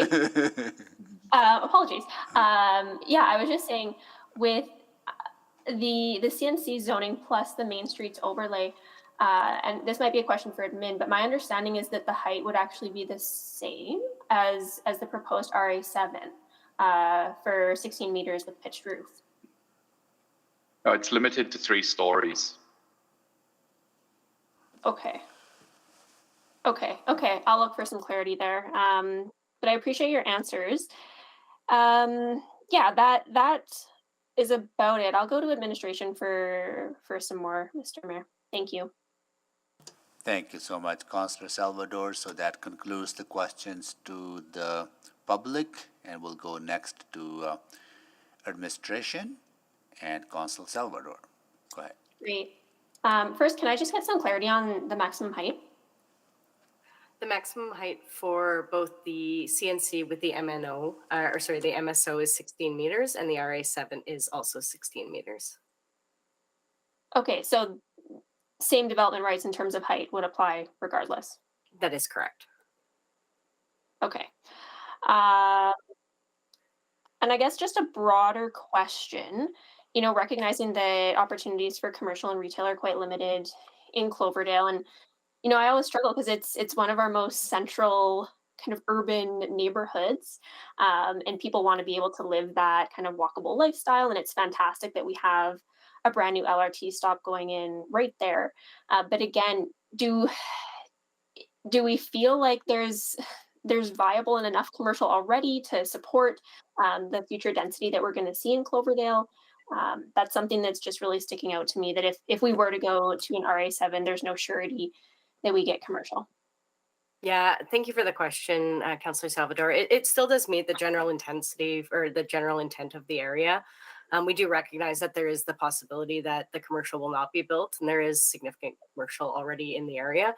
The reality is it has been a CNC for a number of years, a few decades, and it hasn't redeveloped under that. And so I think that the opportunity to move forward with this, which is in alignment with city plan and in the absence of any nodes and corridors, this really does fit the area quite nicely. Okay, great. Yeah. And just a broader question, I look at 98th Ave, really, really interesting street. It's quite heavily trafficked, quite loud, lots of fast moving traffic. And looking back at some of the initial intentions around Cloverdale, there was supposed to be kind of that commercial strip. What do we see as the future of 98th Avenue? I don't really have the answer to that specific question, Councillor. I don't know if there's, I know the city plan was silent on this in specific, and the district plans are still in development. So Councillor, if you look at the older plans in the area, so the Cloverdale plan, which was approved, I think, in 1986, what was largely envisioned through that exercise and sort of a higher density, or what we ended up receiving was medium density around this avenue here. It did come to fruition, and so the notion of what is it, the future of it, I think we see the future of it. Most of those sites are built out as newer, or at least 15, 20 years old, in terms of that medium density, which we don't see it being replaced anytime soon. Yeah, well, I appreciate that, and I guess I was thinking more the future of the road itself. Is there an opportunity? And please, if this is beyond the scope of this conversation, just tell me.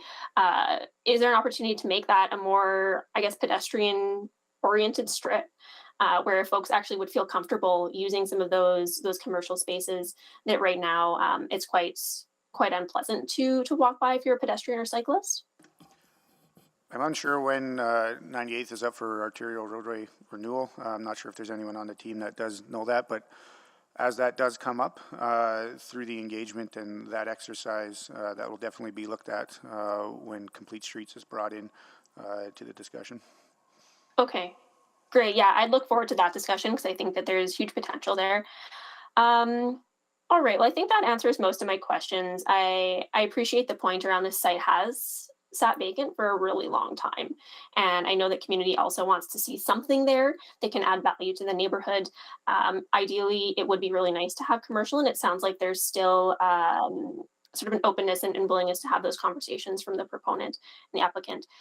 So yeah, that's about it for me. I'm happy to yield the rest of my time. Thanks so much. Thanks, Councillor. Thank you, Councillor Salvador. So we are at 3:28, and why don't we take a break and come back at 3:45? Okay, all right, good.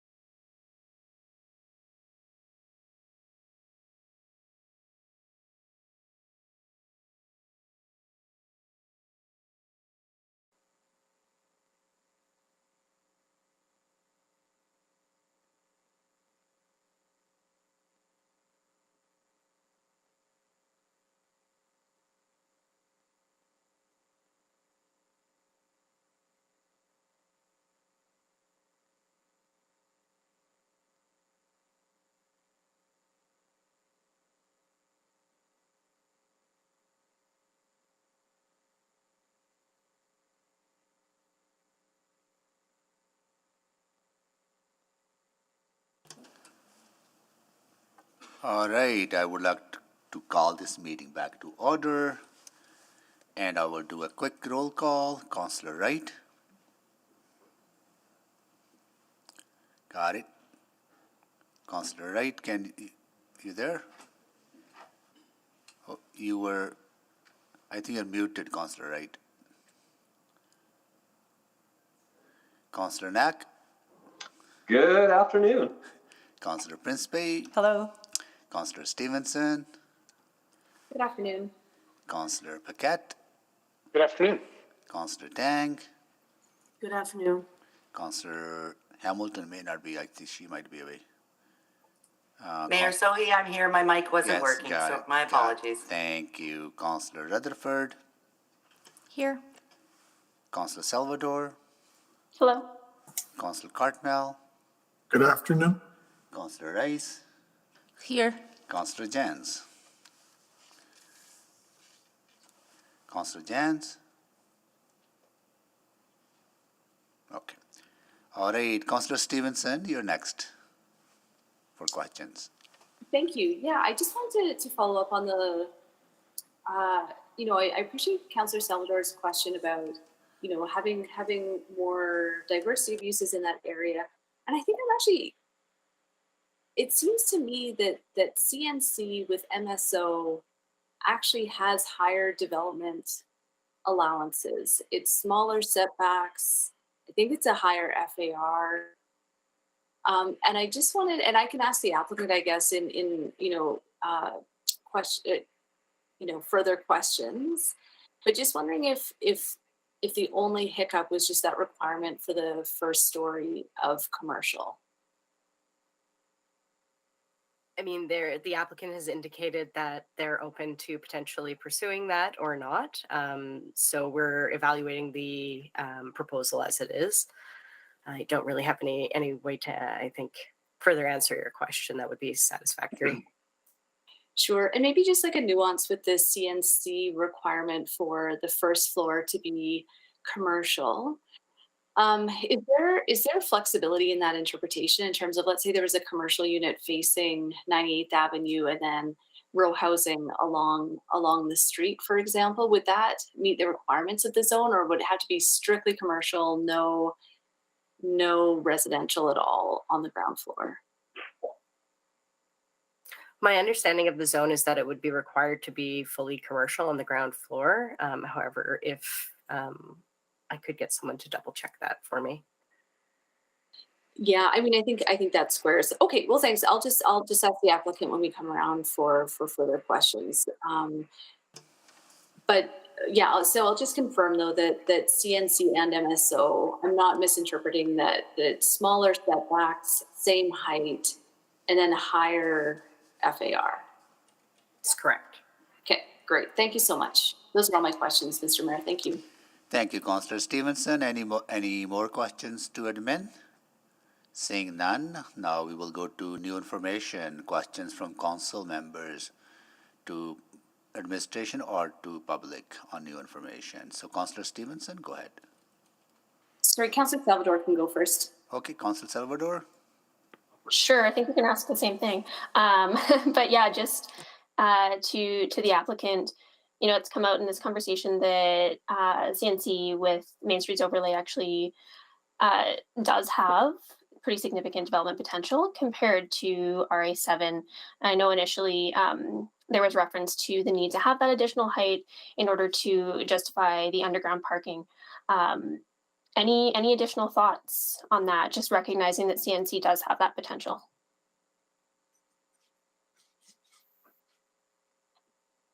Councillor, if it's over to me to respond as the applicant, I've just quickly looked both at CNC and RA7. CNC is capped out at 10 meters and with an FAR of 1, whereas the RA7 does allow for an FAR of 2.5 and a maximum height of, just bear with me as I put it up here, I believe it's 14 meters then. So that's if you're looking just at CNC, but if you layer on the Main Streets overlay, that's where you'd get the additional height up to 16 meters, is my understanding. But not the FAR. You only get one as an FAR. Okay, so it's the FAR that Correct. is the sticking point? Okay. Yeah. That helps.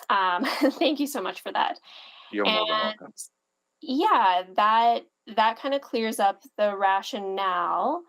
And just wanted to loop back to your initial comment around, there's still some flexibility in terms of having conversations about that first floor. You're not fully set on that being completely residential. That's still kind of up for discussion. It is. I just messaged Dan as well. Like in an ideal world, the owners would love a sort of deli European style coffee shop on the corner. But as we noticed that, you might get some wonderful foot traffic by there on a beautiful spring day like today, but not really at -40. And while I'd ever hope that our LRT stop in close proximity to the site would encourage a lot more movement along that street, it is a very busy arterial road as well. So it's kind of like discourages people in some ways. The sidewalks are quite small there as well.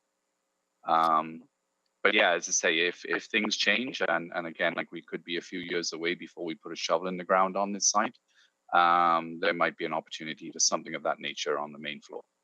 Okay. Yeah, really, really appreciate that. And I think something of that sort would be amazing for the community, and recognizing it's probably not just for the residents of Cloverdale, but having that access to LRT and of course the brand new Tawatina Bridge. I think there's huge potential there. And of course, as time goes on and there's potential to have conversations about 98th Ave being less of a high traffic car thoroughfare and more of a pedestrian walkable main street, that would be amazing to see. So I think that's it from me. I think it's been, if it's okay, Mr. Mayor, I can just use the last minute and 50 seconds to close. We can't until we close the bylaw. Okay, that's it. Yeah, good. All right, and go to Councillor Stevenson. Go ahead. Yeah, thank you. Sorry, we're really harping on this one point, but I do understand the Main Streets overlay does increase the floor area ratio to 3.5.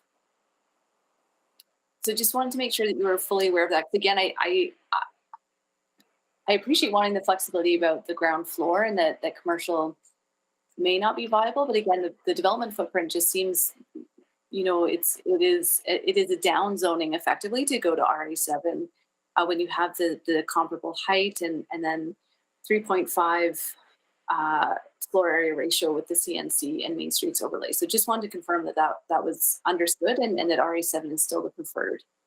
It is, Councillor. We did a number of overlays of the site in terms of massing and form at the initial stages, and that's what we brought forward as well when we held our pre-application meeting with administration.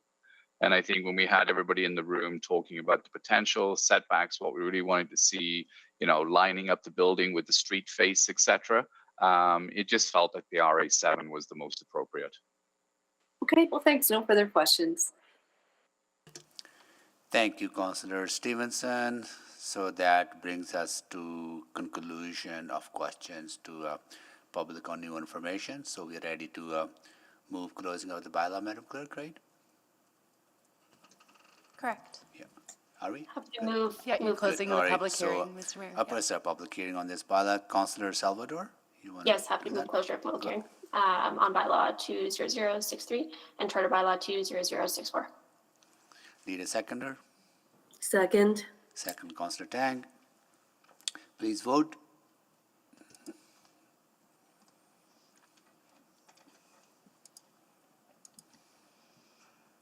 We have all the votes. Display the votes, please. Oh, sorry, just to confirm, is Councillor Jans present? Yeah, I am. It didn't come up on my vote, Thank but you. I'm in favor. Thank you. We now have all the votes. Display the votes, please. That is carried. Councillor Salvador. Yep, and I'll move first reading of bylaw 20063 and charter bylaw 20064. Second. Second by Councillor Tang. Before I call the vote, anyone to speak? So Councillor Salvador. Yeah, thank you, Mr. Mayor. And I'll be brief. I think that this conversation was really, really helpful and productive today. Realizing that the development potential with CNC is actually I would say more than RA7.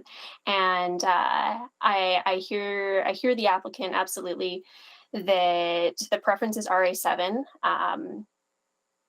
I think I've made my my desire to have some form of commercial or retail known in that area. At the same time, I know that this site has been vacant for some time. I know that community would like to see movement on it, so I will be supporting this application. But again, I think that as this project progresses, just having further conversation with the community and really contemplating how beneficial some form of commercial could be on this site would be strongly encouraged from me. So thank you very much, and appreciate discussion. Thank you, Council Salvador. I see no one else to speak, so call the vote.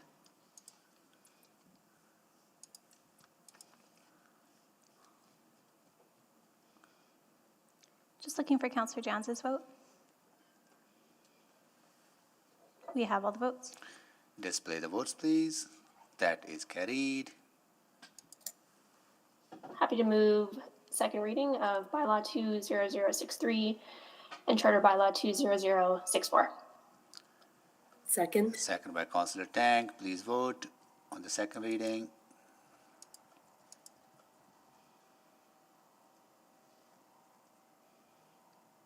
We have all the votes. Display the votes, please. That is carried. I'll move consideration of third reading for Bylaw 20063 and Charter Bylaw 20064. Second. Second by Councillor Tang for consideration. Please vote.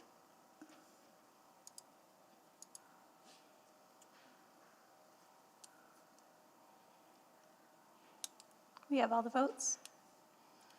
That is carried. I'll move third and final reading of Bylaw 20063 and Charter Bylaw 20064. Second. Second by Councillor Tang. Please vote for the final reading.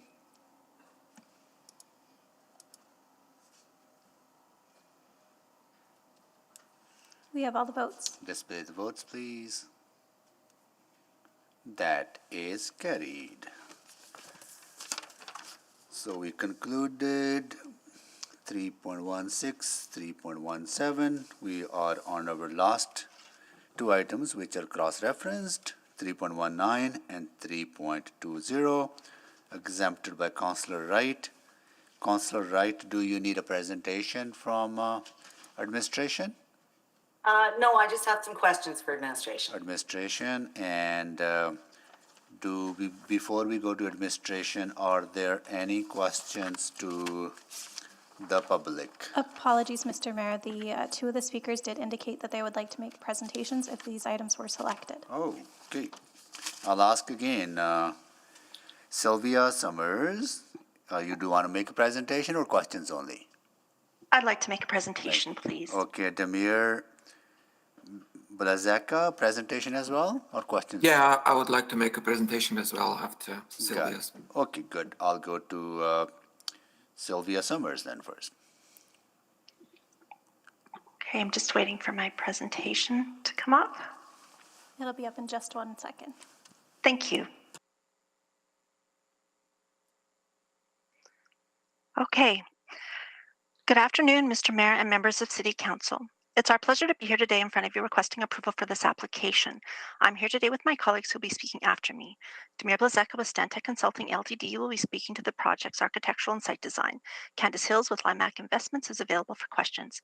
Our project was initially at public hearing in September 2021 with administration and EDC support. During the hearing, the project was referred back to administration to look at opportunities to preserve more of the Horn and Pitfield building. The initial rezoning proposed the preservation and designation of the western facade of the building.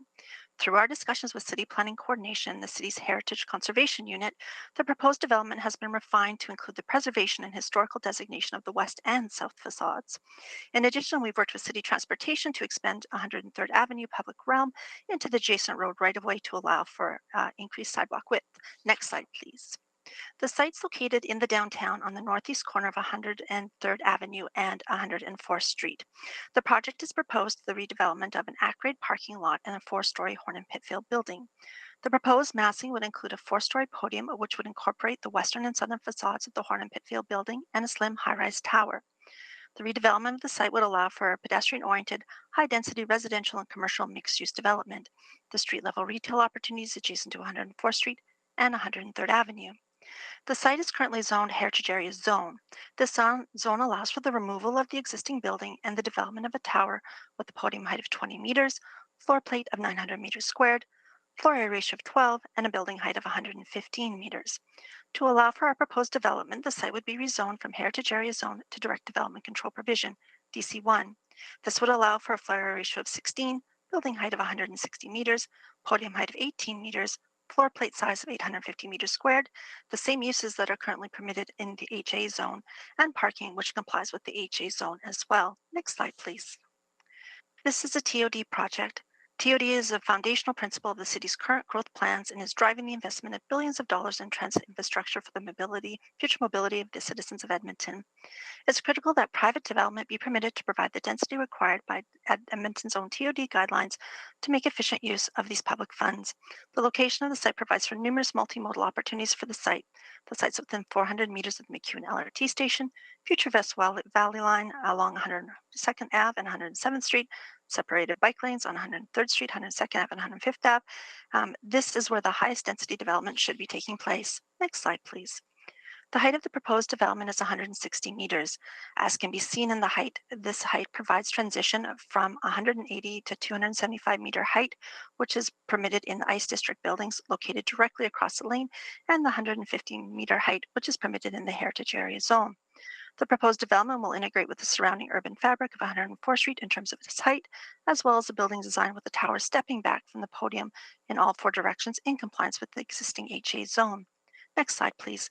This proposed development is in line with city policy, including city plan, which envisions the downtown as part of Centre City, the high-density, high-rise, mixed-use residential, business, and cultural hub of Edmonton and the region, as well as being in compliance with the Capital City Downtown Plan and TOD guidelines. Next slide, please. This project's community amenity contributions through the provision of preservation in situ and historic designation of the western and southern facades of the Horn and Pitfield building, streetscape improvements, including the widening of 103rd Avenue to 3.5 meters, in line with the sidewalk width of the ICE district. Next slide, please. Technical studies show there are no traffic or servicing issues for the project. The design calls for the removal of the existing vehicular access from 104th Street, allowing for the continuation of the pedestrian-oriented public realm adjacent to 104th Street. All vehicular access will be from the lane. Next slide, please. This project has city administration, EDC, and Edmonton Downtown Community League support.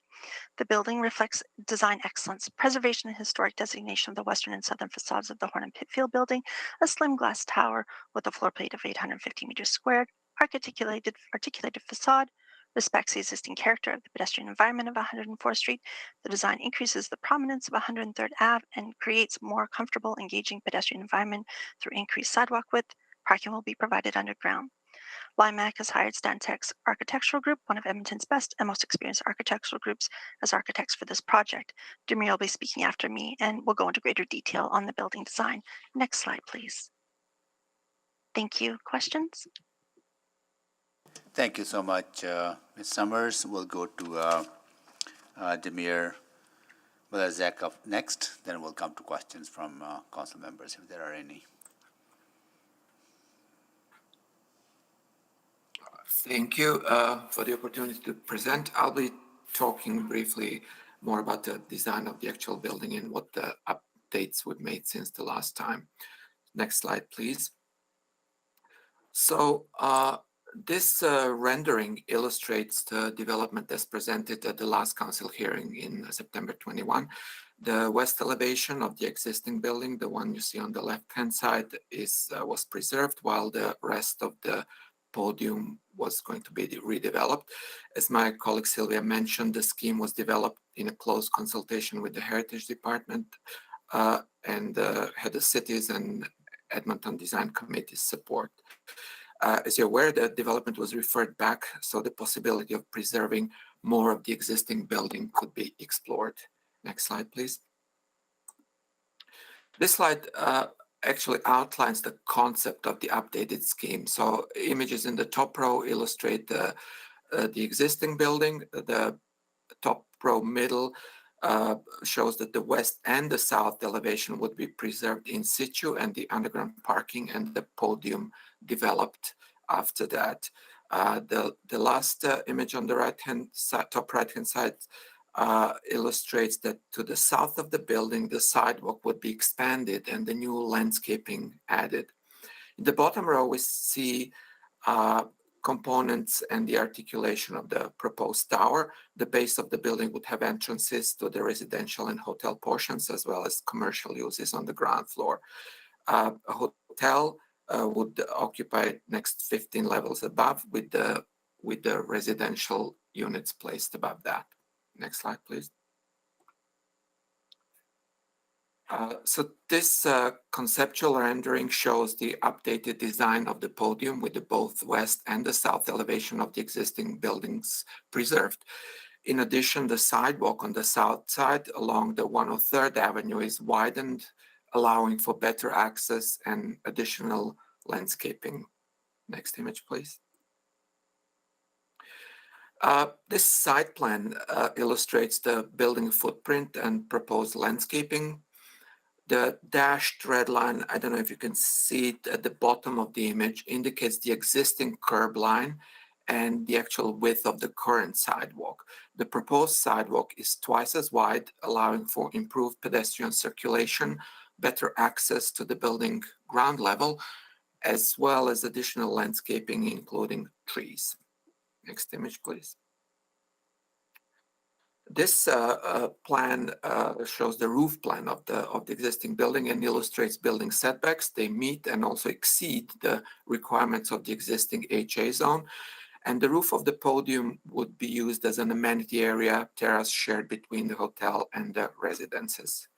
Next image, please. This slide illustrates the proposed elevations. From the left-hand side, it's on the left, going from the left to the right, we start with the west elevation. The west elevation has a preserved main frontage of the existing building. The south elevation is next, facing 103rd Avenue, and again, the existing elevation is retained. The east elevation is next, it's facing the lane, and the north elevation is the last one. So, as I mentioned, we worked closely with the city and the heritage department. We followed their advice to use the masonry proportions and massing to match the aesthetics of the warehouse district. Using dark gray brick will provide a contrast and further highlight the retained historic elevations. Above the podium, there is a slim tower with exterior finishes that would complement and blend in with the surrounding environment of the ICE district and other new developments in the area. Next image, please. This is a close-up, a blow-up of the south elevation detail. So the image shows the preserved south elevation along the 103rd Avenue. The only intervention, and that was done in consultation with the Heritage Department, is extending some of the ground floor windows all the way to the ground level to allow better access to the proposed retail and commercial uses on the ground floor. Next image, please. This is the west elevation facing 104th Street. It shows blob shows a bit more detail. In the same way as the south elevation, the west elevation is retained in situ, and proposed retail commercial uses on the ground level would bring much welcome life and activity to this currently neglected corner of this area, and help definitely invigorate the rest of the warehouse district. Next image, please. So this rendering illustrates the view from the intersection of 103rd Avenue and 104th Street. So as you can see, the both principal elevation of the existing buildings are preserved, maintaining the heritage aspects of the location while adding new functions and activity to the area. The sidewalk along 103rd Avenue is widened, making it more functional and definitely much safer. Next image, please. This view shows the development from a different angle. It's a view from 103rd Avenue looking west. The preserved heritage component blends well with the new development, which in turn fits in with the neighborhood, neighboring ICE districts, and Your time is over. The rest of the warehouse district. Your time is over. Oh, just the final slide. If you... Yeah, go ahead. Okay, the next one. So just a final view of the development. We believe that the proposed project will help to further invigorate the downtown. It successfully complements the existing and new developments in the area. It increases the residential density and further strengthen the economic activity downtown. And finally, it will preserve an important part of Edmonton heritage that could otherwise be lost forever. Okay. So thank you for the presentation. And the next, you can go to the next slide, and I have and the one after that, we can take your questions, both Sylvia and myself. Thank you so much. All right, so questions to the members of the public, proponent of the application, seeing none. There are no questions, so you must have done a great job presenting your plan. So thank you so much. We'll go to questions to admin. Councillor Wright.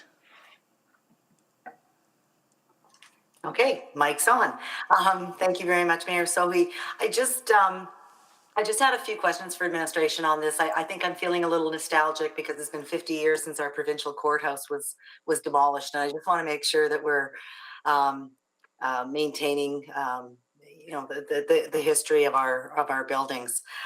So I'm just wondering. So for administration, was there any further public engagement when this was referred back in September? Thank you, Councillor Wright. No, there wasn't any further public engagement. The major change from the initial application was adding the south facade to be retained in situ, and we felt that that addressed public engagement concerns that we heard during the first round. Okay, and one of the other comments that I had looked at in the feedback was wanting a sunshine or sunset clause. Has that been addressed? Yes, the original application included a 10-year sunset clause, and it's been revised to be 5 years. To 5 years? Okay. Awesome. And then I'm also looking at the DC. It looks like there's some provision in there as well that if for some reason the south and west facades could not be maintained, that they would be restored, like as was with the Kelly Ramsey block. Is that right? That's right. They'd be required to be dismantled and rebuilt in exactly the same way. The only difference, and my heritage colleagues can speak to this a little bit more, is it would no longer qualify for designation. Oh, if it had to be dismantled and that's right. And put back in place. Okay. So I know in speaking to Ms. Summers and Mr. Blazika last week there that they feel that they have the right people lined up to be able to maintain those facades. So that's good to hear. I just wanted to make sure that we were preserving the buildings in the warehouse district as the warehouses that they once were. So I think I'm satisfied with that. I'm just going to see if there's anything else that I had noted. In order to continue that that preservation, will this same approach be used with any other buildings that are being looked at to be renovated or revamped? I'll let Mr. Johnston speak to that. Councillor Wright, our first approach is always to work with an owner to do our best to preserve the existing building as it stands today. If that is not feasible, and there's all sorts of reasons why that may not be the case, then we do seek compromises like this to try to preserve portions of buildings. So it will depend on a case-by-case basis, but our first step is to always encourage preservation of the entire building first and then see where we go from there. And and one other thing, did you reach out to the Edmonton Historical Board as part of your engagement?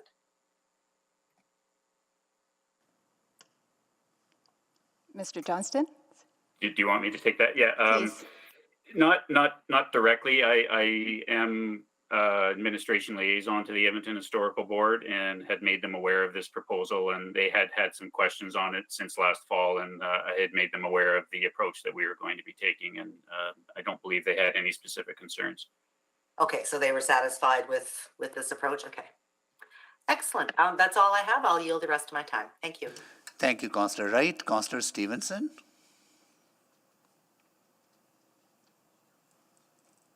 You're muted, Councillor Stevenson. Sorry. Just because it was exempted, just a couple clarifications for absolute clarity as well. The sunset clause is 5 years, and it's not going back to the HA zone because that would lose the protection of the facades. Is that correct? So the way it's structured, the sort of development potential goes back to the HA level, but the protection of the facades is retained. That's a correct understanding? That's correct. It reverts back to an FAR of 12 and a height of 115 meters, but the rest remains the rest of the zoning. Perfect, and that's the 5 year. Great. Then I just had a question. I noticed that sort of one of the smallest setbacks for the tower is on the west side, which is that pedestrian street. I noticed that some of the other buildings along 104th Street have a more significant setback after the podium level. I think it seems to me that 4.5 is reasonable, but just wanting to confirm that the platform structures, I think there's provision that they can project 2.5 meters, but the current renderings don't show any platform structures. So am I correct in understanding that we wouldn't then have balconies projecting 2.5 meters into that western setback? Thanks for the question, Councillor Stevenson. I'm just going to double check here. Yeah, because I think by the wording of the regulations, it could be permitted. But again, if it has to be in general conformance with the renderings, which I don't believe show any of those projecting balconies, I think that's kind of a safety there. Councillor, just while we're looking that up, just to confirm that the 4.5 meter tower step back is equal to what is required in the HA zoning.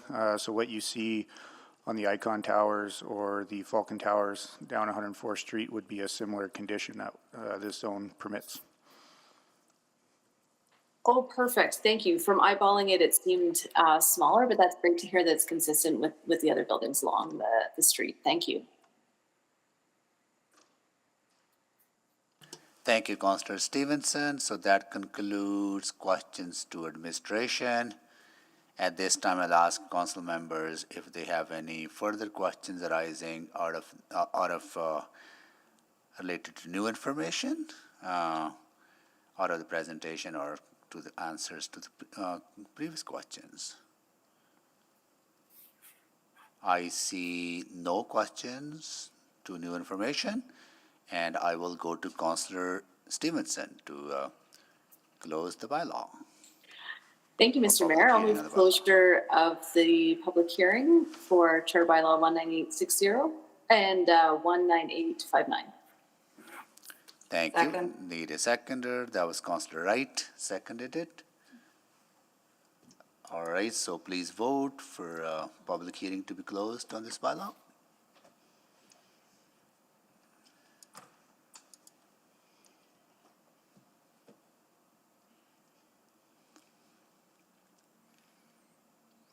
We have all the votes. Display the votes, please. That is carried. Thank you, Mr. Mayor. I'll move first readings of item 319 and 320. Thank you. Councillor Wright, seconding. Second. Thank you, Councillor Wright. And I'll ask this time if there are any questions or someone to speak. I see none. Please vote.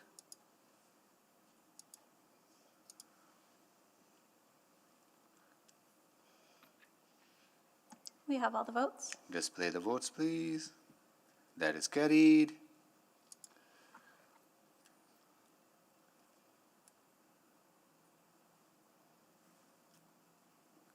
Sorry, Mr. Mayor. I'll move second reading of items 319 and 320. Thank you. Second by Councillor Wright. Please vote for the second reading.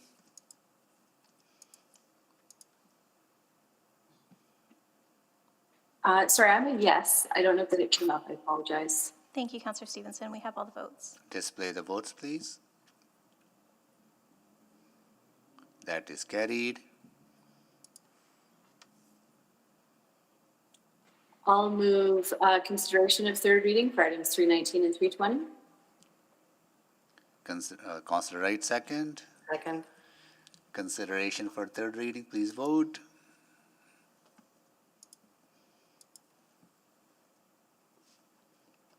We have all the votes. Display the votes, please. That is carried. Mr. Mayor, I'll move third and final reading of Bylaw 19859 and Charter Bylaw 19860. Second. Second by Councillor Wright. Please vote for the final reading.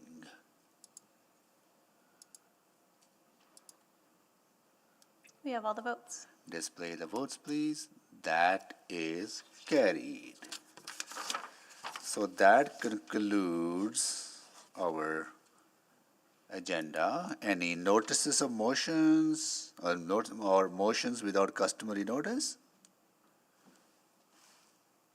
Seeing none, we are adjourned at 4:22. 4:22 p.m.